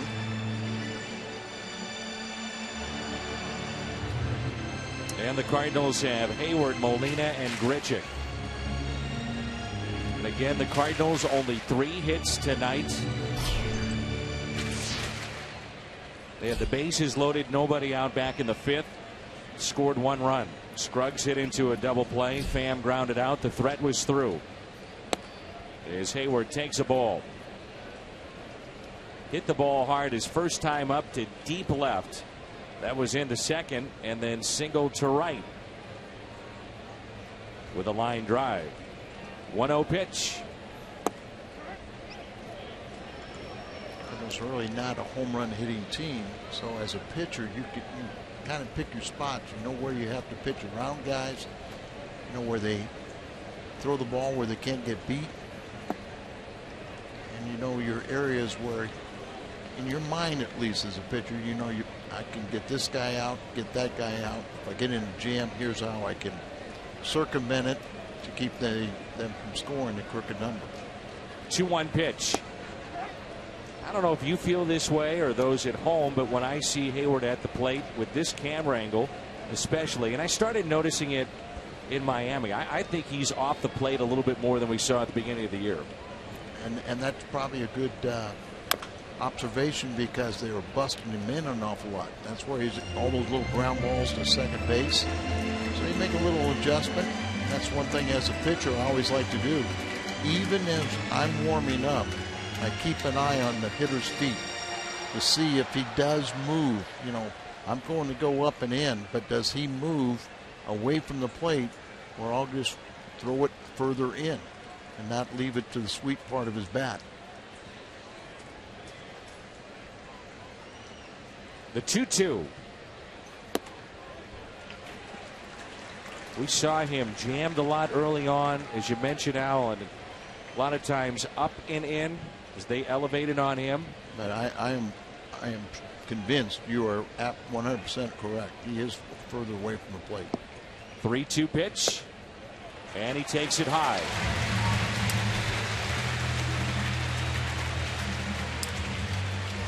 Third walk issued by Andrew Cashner. So the go-ahead run is on. That's Hayward with good speed. The Mazda game summary, 1-1. Cashner still pitching here into the 7th. Jed Jerko is 1 for 3 with a solo home run. He tied it up in the top of the 7th. Walker's 7 innings thus far. Hayward is 1 for 2 with a run and now a walk. We'll see if the Padres go to their pen. Cashner at 91 pitches, still throwing hard, but he has walked 2 of the last 3 he's seen. That's Pat Murphy, the interim manager. 6 years within the Padres chain managing, but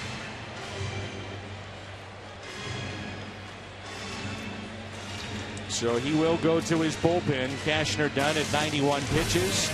The go-ahead run at first. Chevy call to the pen when we come back.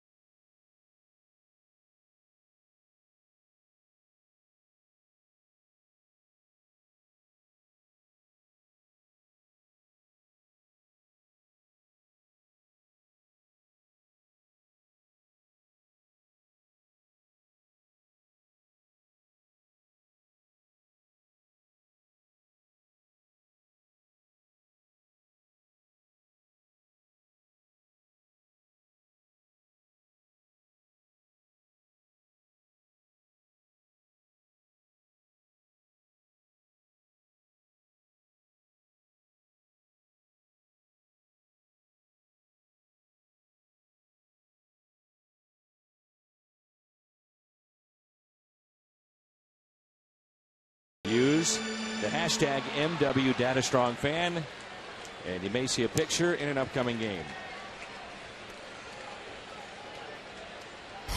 Brandon Maurer is the new pitcher, right-hander. We saw him in game 1 as Molina hits it left side and hits into a double play. Out there, there's your double play. Maurer's been pitching very well for them. Opponents are only hitting 171 against him on the year, and he's even been more special lately. Ball down, over the top of it, rolls over on it. A little tailor-made ground ball double play. Maurer's allowed just 12 hits over his last 21 outings, 158 batting average. Lefties are hitting 073. Big kid, 6'5", 200-pounder. Righty's 209. A fastball and a strike. Originally started with the Seattle Mariners.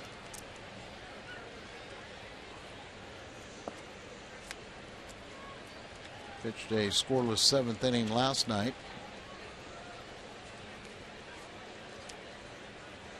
Padres sent Seth Smith. Remember him as the outfielder with the Padres. The Rockies sent him to the Mariners to acquire Maurer. 1 ball, 2 strikes. Randal Grichuk has struck out and walked.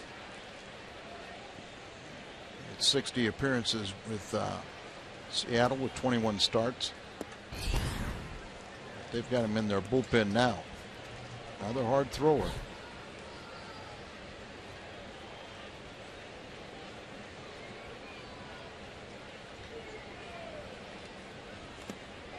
Three and 2 the count on Grichuk. The Cardinals have hit into 3 double plays. Back in the 4th, a catch by Kemp, doubling up Carpenter at first. Scruggs, bases loaded, went 4-6-3. Moments ago, Molina 5-4-3. 3-2 pitch, and Grichuk pops it up a mile high. Maurer called off by Yonder Alonso. That sends us to the 8th inning. Another tight ball game. It's 1-1.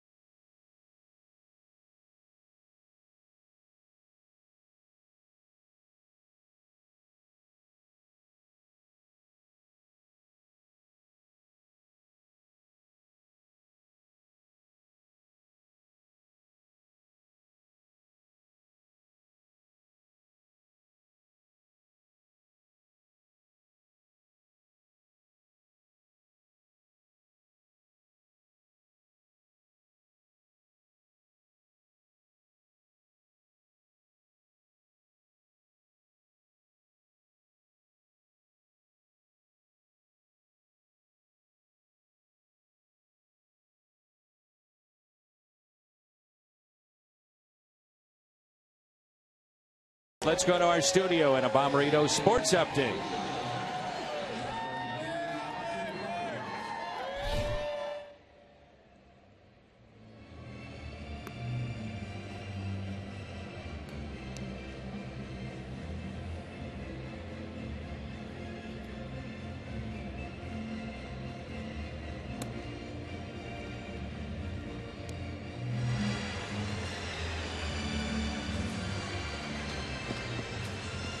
Kevin Segrist, our Chevy, called to the pen. And this will be his 40th appearance. ERA of 1.53. And so Michael Wacha is out. We hope you're enjoying your holiday weekend and watching a little baseball tonight on Fox Sports Midwest. 40th appearance.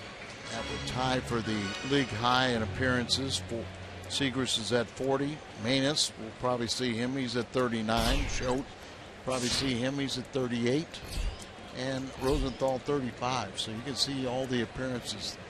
These late inning relievers are getting night after night after night with the close ball games.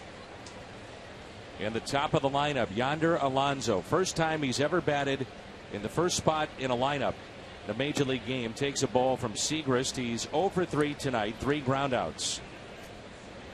The 28-year-old from Cuba moved to the United States at the age of 10 with his family.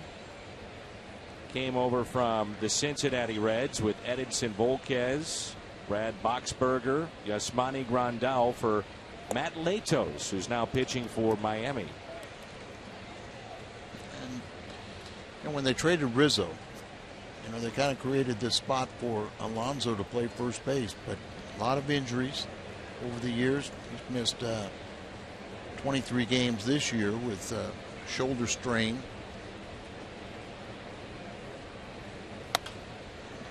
A lot of promise, too. Originally a 15th round pick. Did not sign with Minnesota out of high school. Went to the University of Miami. Then was a first round pick for the Reds. 7th overall. But he was blocked because of Joey Votto. Yeah. How many great players or outstanding players does Dan Musial block? The 2-1. Leadoff base hit into right field. Yonder Alonso. Alonso, it's his first hit tonight in 4 plate appearances, but he came in batting .417 here at Busch Stadium. He was really off to a hot start, high average, still batting over 300, but about .289 since returning to the lineup. Derek Norris 1 for 3. Infield hit back in the 3rd. Alonso not a threat to steal. He has 2 steals this year. He's been caught 4 times. We'll see if the Padres want to get something going here with these two. Padres 21-16 in games decided by 2 or fewer runs. Last night they won 5-3 in 11 innings as Craig Kimbrell picked up his 20th save.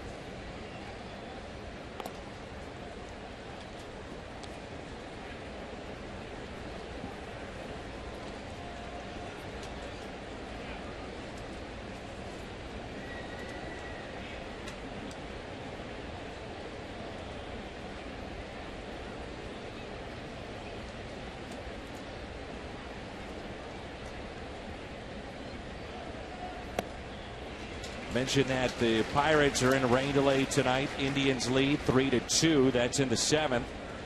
Pirates, though, at bat with Alvarez and Marte on base.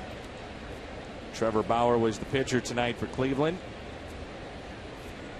Andrew McCutchen hit his 10th home run. We'll see him next week. 0-2 pitch. And a strikeout. First of the night for left-hander Kevin Seagrass. Today's game, you see an awful lot of guys guess and take fastballs right down the middle. A lot of guess hitting, but still you've got to be in a position where you could at least foul off that fastball. Now Matt Kemp. Single to right. He is walked and was called out on strikes. Runner at first is Yonder Alonso. Popped up to the right side. Scruggs over, out of room. And you're talking about Alonso making his first start at the leadoff spot. Kemp was with the leadoff hitter for a few times. Teams is trying to get any combination to score runs. Right. Last year they had no problem scoring, or they had a lot of trouble scoring runs. Their offense is better, but they've weakened their defense and they're weakened their bullpen. Hard.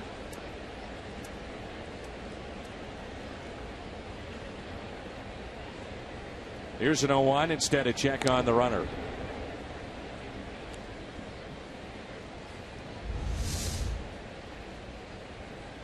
from the camera of Phil Nichols. Ooh, pretty close.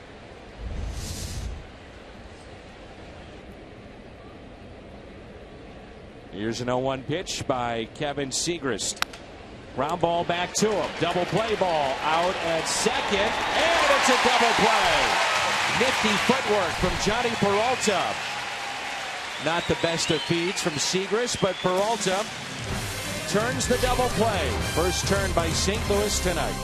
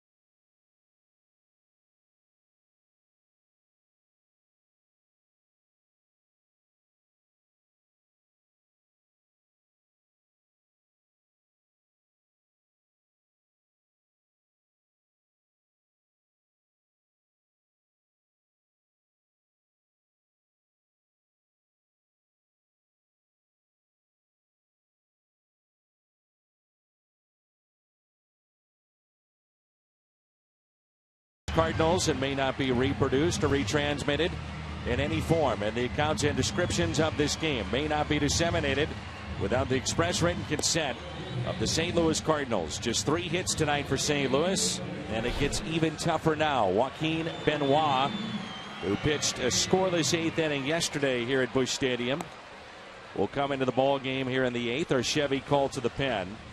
He's allowed just 3 runs to score in his last 22 outings. And opponents are hitting just 126 against him. We saw him last night.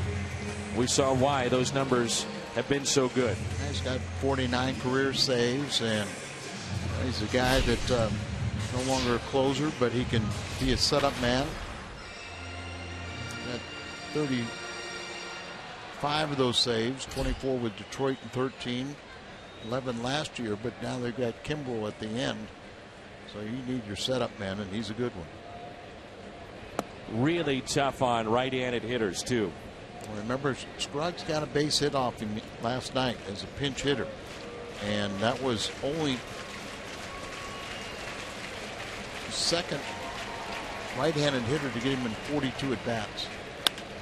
Scruggs hits this down the right field line and out of play. No balls, 2 strikes.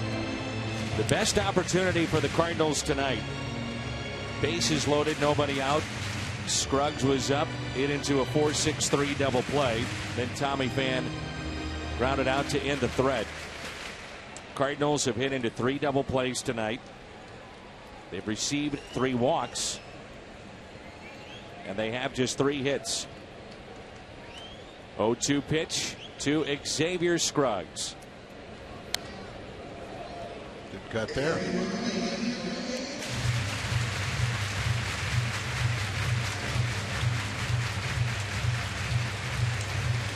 Well, I had back in the 2009, he missed the entire season after undergoing torn rotator cuff surgery.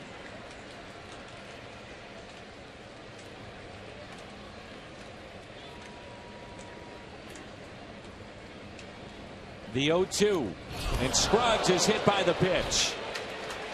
That pitch at 95 miles an hour. They're going to check on him. That was near the wrist and hand.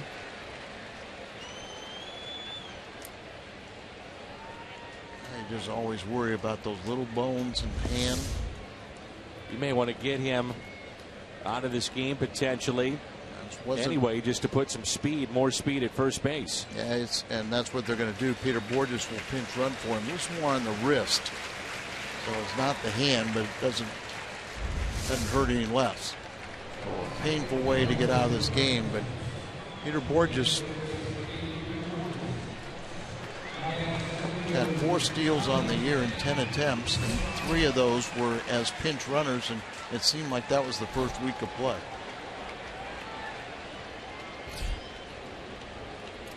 We told you, though, about the numbers with Norris, and maybe they'll hold true here. Cardinals may try a hit and run, too, with Tommy Pham looking for his first major league hit. Borges leaning towards second. He is running. Good jump. Throw down to second, and safe.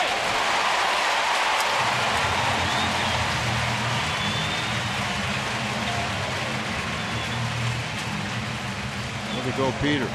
Now you think about the bunt. Had a big jump. Norris made it close, but the steal was really off the pitcher. And you've seen it at times where Borges slides so hard, feet first, he'll go right off the bag, and this time he makes contact with that knee. Padres anticipating the bunt. First pitch was a strike. Corners are in. And here comes the 0-1 pitch. What that did right there, part of that was to step off, turn there, and let the bench read the intention of Tommy Pham. And at least in that one potential pitch, it looked like the bunt was not on. Doesn't mean it won't be on this pitch. Big gap in left center. This would be the perfect time for his first major league hit. The 0-1 pitch.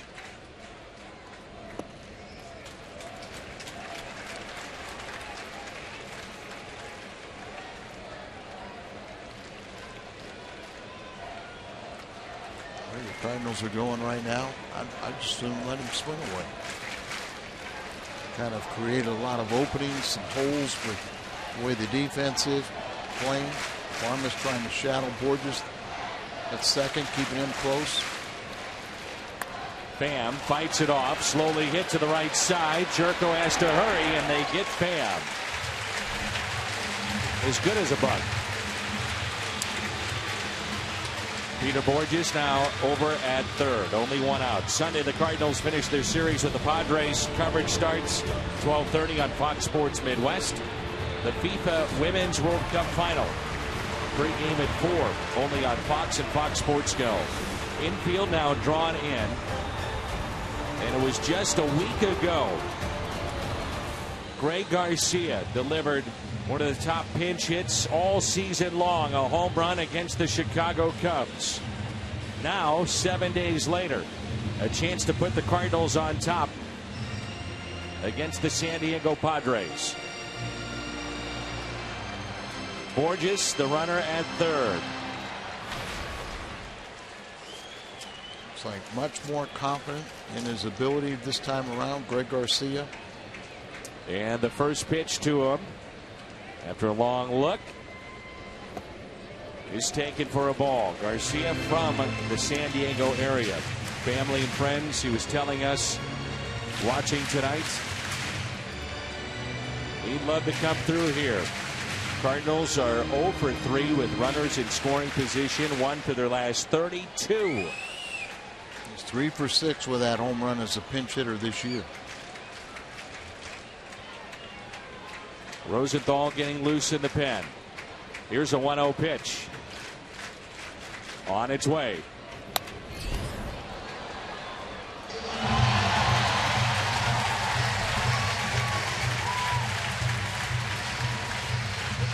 With runners in scoring position against Benoit this year, hitters are just 1 for 8.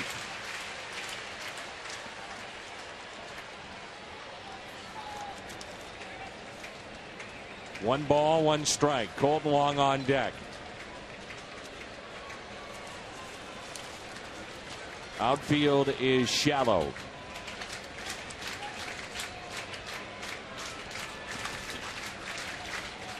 The 1-1. 2 balls and a strike.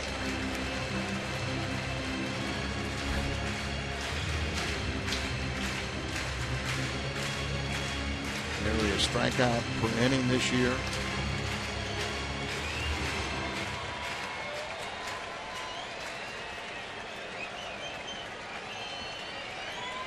A shallow outfield.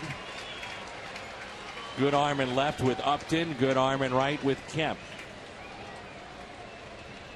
Infield drawn in. The 2-1 pitch now to Garcia. With Borges, the runner at third.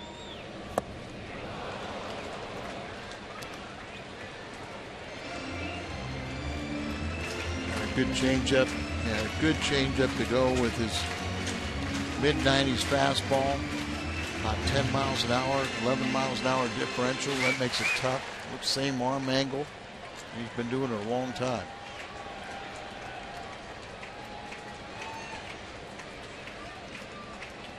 Does he go with back-to-back changeups here? The 2-2. He sure did. Strikes out Garcia. How nasty is that? Back-to-back changeups. Now, there used to be a time where lesser hitters, you didn't want to, or new hitters, the guys that don't have a lot of track record, you didn't want to do that because you didn't want to speed up their bat. But in today's game, the changeup has become such an effective pitch that you'll see guys throw it 3 and 4 times. Some guys can do it and change speeds with it 3 or 4 different times. Cardinals need a 2-out hit. Here's Colton Long. And a fly ball lifted out to deep left field. Upton back on the track and makes the catch. Benoit pitches out of the jam. Cardinals had a runner at third, only 1 out. They can't score. The Padres right-hander keeps this game tied. 1-1 as we head to the ninth.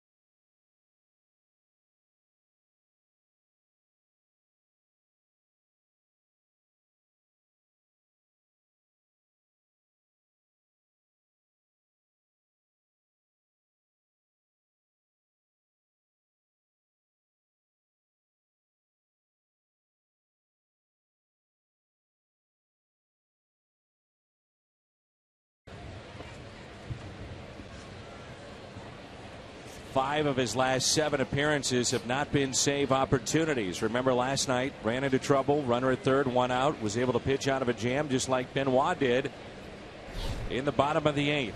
Missed opportunities again for the St. Louis Cardinals. A good play by this man, Justin Upton. 3 losses in tonight's game. talked about the Cardinals have to come through in the clutch.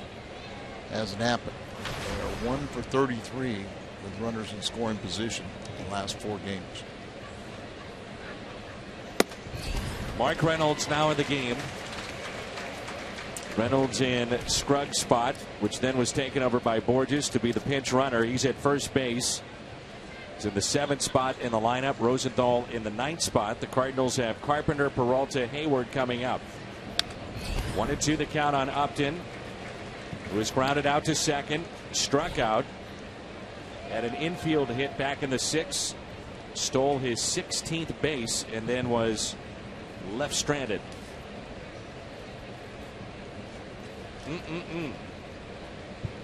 Bases loaded, nobody out. Cardinals only 1 run. There's a strikeout of Upton. And then moments ago, runner at third, 1 out, and they cannot score. Rosenthal racking up those strikeouts this year. 36th appearance. That's his 40th strikeout this year in 36 2/3. Here's Solarte, hitless in 3 plate appearances. Fastball taken low and away. Michael Wacha tonight, 7 innings, 5 hits, 1 run, struck out 6, allowed a home run, walked 1. That home run was to Jed Jerko, leadoff man back in the 7th. Kevin Segrist, the 8th inning, gave up a leadoff base hit, then a strikeout and a double play. And now Rosenthal, 2-1 the count.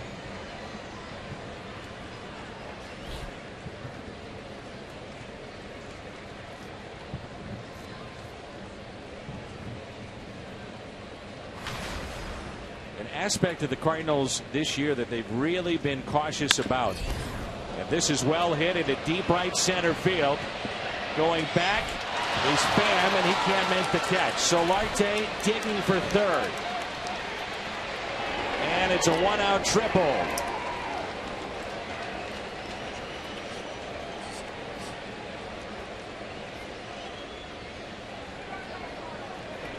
Solarte can run a little bit, but you got 2 pretty good outfielders out there. Hayward has a couple gold gloves. Tommy Pham has been rated as the best defensive outfielder and just misses that. Just went over his glove. Solarte, you see, he wasn't sure whether that ball was out or going to be caught, but then he turned on the afterburners once he saw that they didn't catch it, and he's got the triple. Now the infield is in, so just like we saw last night with Trevor Rosenthal. Jed Jerko tied this game up. Now he could put San Diego ahead. Like it was a 90-mile-an-hour cutter that didn't move for the home run. 1 ball, 1 strike. How close was it for Tommy Pham? Oh, that close. Jerko is 5 for his last 15 against the Cardinals with a pair of home runs. Infield in, the 1-1. Now 1-2. That pitch at 98.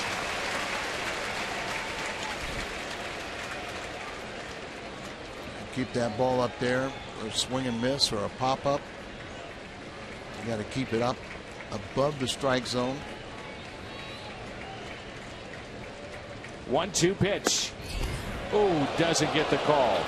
Before the triple by Solarte, one of the things I was talking about with Rosenthal, the Cardinals have really tried to keep him out of 3 consecutive days. Just something to keep in mind as this weekend goes along. The 2-2 doesn't get the call there. 3-2 the count. And no off day on Monday or Thursday, so, and you're going to be facing, after the Padres, you're facing the Cubs for 4 in 3 days, then 4 against Pittsburgh. 3-2 pitch, pulled foul. So he went with the changeup. And Dan, you and I talked about the possibility now of Segrist, who only threw 7 pitches to get through the 8th inning, going back out for the 9th once they did not score.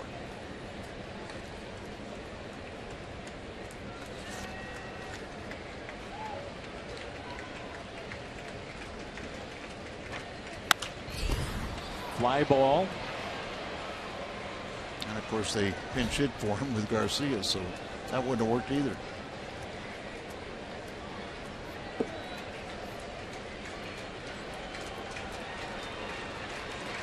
Three and two the count.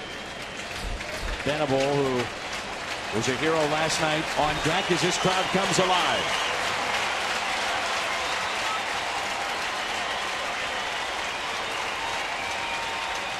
Three-two pitch. Padres on top, 2-1. Jed Jerko have a night. His home run tied it up. And now this single against Rosenthal, one of the game's best, has put the Padres on top, 2-1. Stops the scoreless string at kind of a hanging breaking ball. Still had to make contact with it and really reaches out and jerks it. But there's a hanging breaking ball at the wrong time.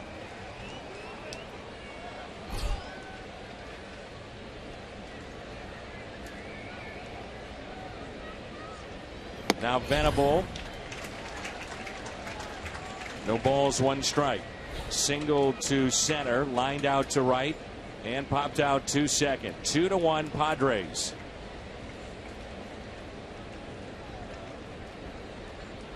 A short lead at first by Jerko. The 0-1 pitch.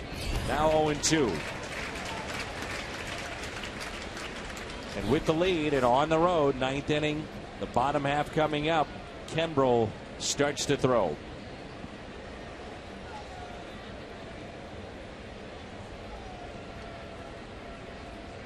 0-2 pitch, 1-2. Craig Kimbrel picked up his 20th save last night. And as we know, Al, he's one of the best. Yes, he is. But even the best give him up at times. Maybe it'll become his second blown save of the year.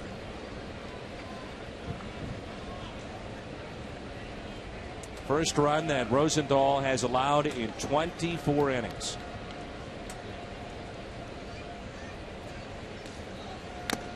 Held on to by Molina. Strikeout number 2 of the inning. A reminder that St. Louis Cardinals baseball is brought to you by Budweiser. Make a plan to make it home. And by Ford, the official cars and trucks of the St. Louis Cardinals. So 2 outs, and the batter will be Clint Barmas.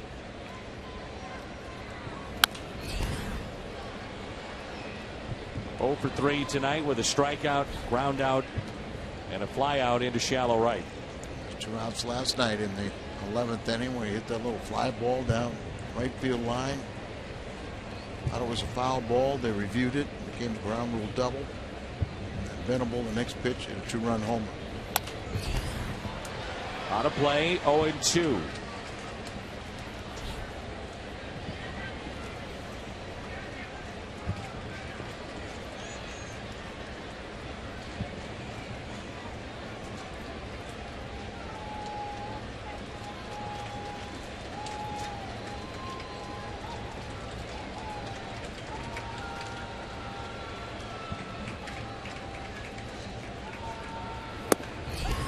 And there's strike 3. The hard-throwing right-hander from Huntsville, Alabama, Craig Kimbrel, getting loose in the pen. The heart of the lineup coming up. Carpenter, Peralta, Hayward. That trio is hitless against the righty. Can they change that, though, tonight?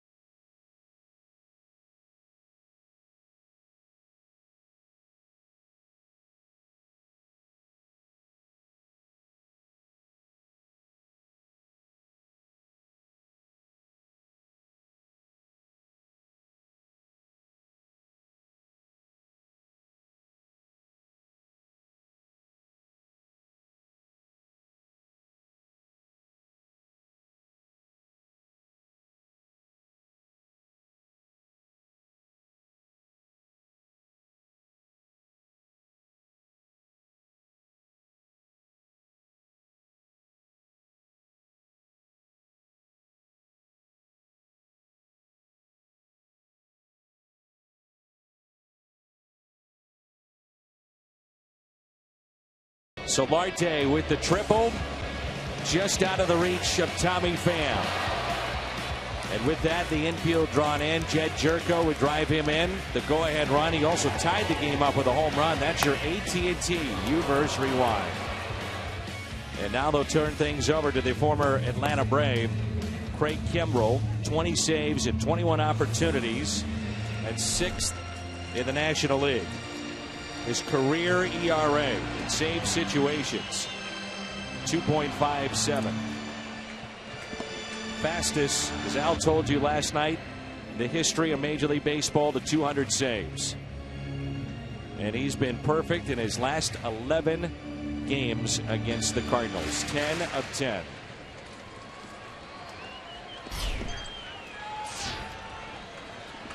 Here's Matt Carpenter. Single to center. Has also walked and flied out to left.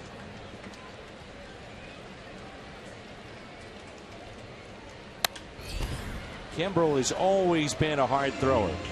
He said when he was 8 years old, family members could not catch him anymore. He's the youngest of 3 brothers. Mom and Dad used to play catch with him. He threw so hard by 8 years old. Mom was done and so was Dad. But when he really developed velocity was when he was heading into college. Graduated from Lee High School in Huntsville, Alabama. Had a construction job. And just 2 weeks before he was supposed to arrive at Wallace State Community College for baseball practice, he dropped rock on his left foot, broke several bones. And so he arrived on the practice field in crutches and a cast and used to throw with just kneeling on the opposite leg to strengthen up his arm. And they said by doing that, and he's talked about this, he believes it really built up his lower back and his arm strength in his shoulder. And he said it was incredible how much his velocity improved after that happened. Before weight training, we used to always think about velocity came from the legs. I think if you look at his lower body, and very muscular. Same thing with, when you think of Rosenthal, all the heavy work that they put in on the lower legs to get that leg drive.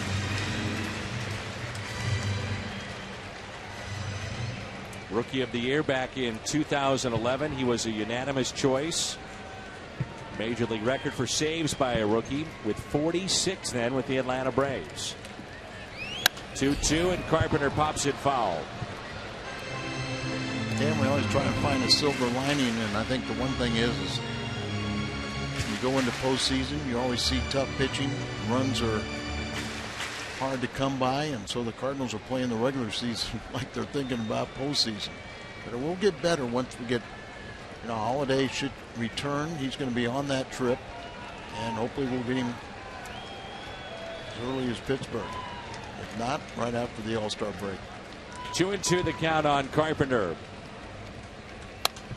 Spoils that pitch. With 2 strikes, Matt is 7th best in the National League, 255 average. League average is below 200. He has one of the Cardinals' 3 hits tonight.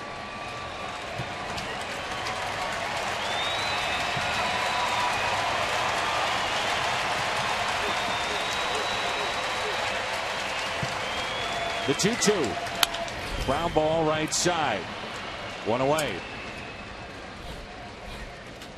The other thing about Craig Kimbrell is that after this game is through, win or lose, save or not, he goes into the clubhouse. He'll watch the game again in terms of when he was in, which more times than not is the 9th inning. But he keeps a note on every single at-bat that he's had. Every confrontation with every hitter. It updates the book every night or the days that he pitches. So he puts in the work. There's no doubt about that.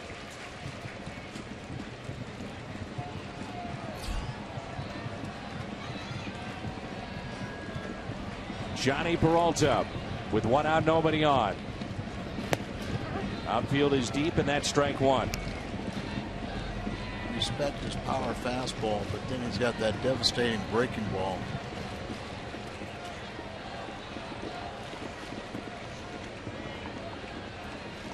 Fireworks in the background downtown. We'd love to see some right here at the stadium right now.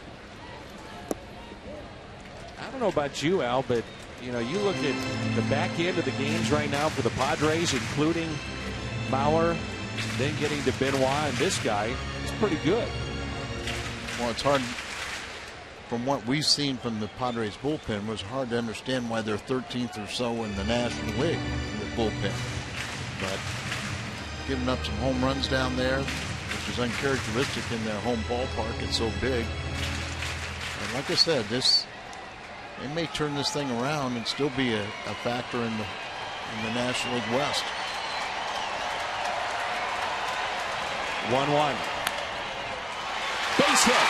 Tying run is on. That's Peralta. Will a pinch run for Johnny Peralta?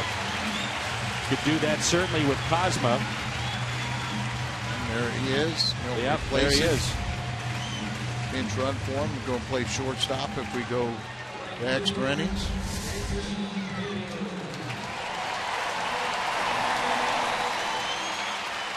His two former teammates matched up, Hayward and Kimbrel, last night.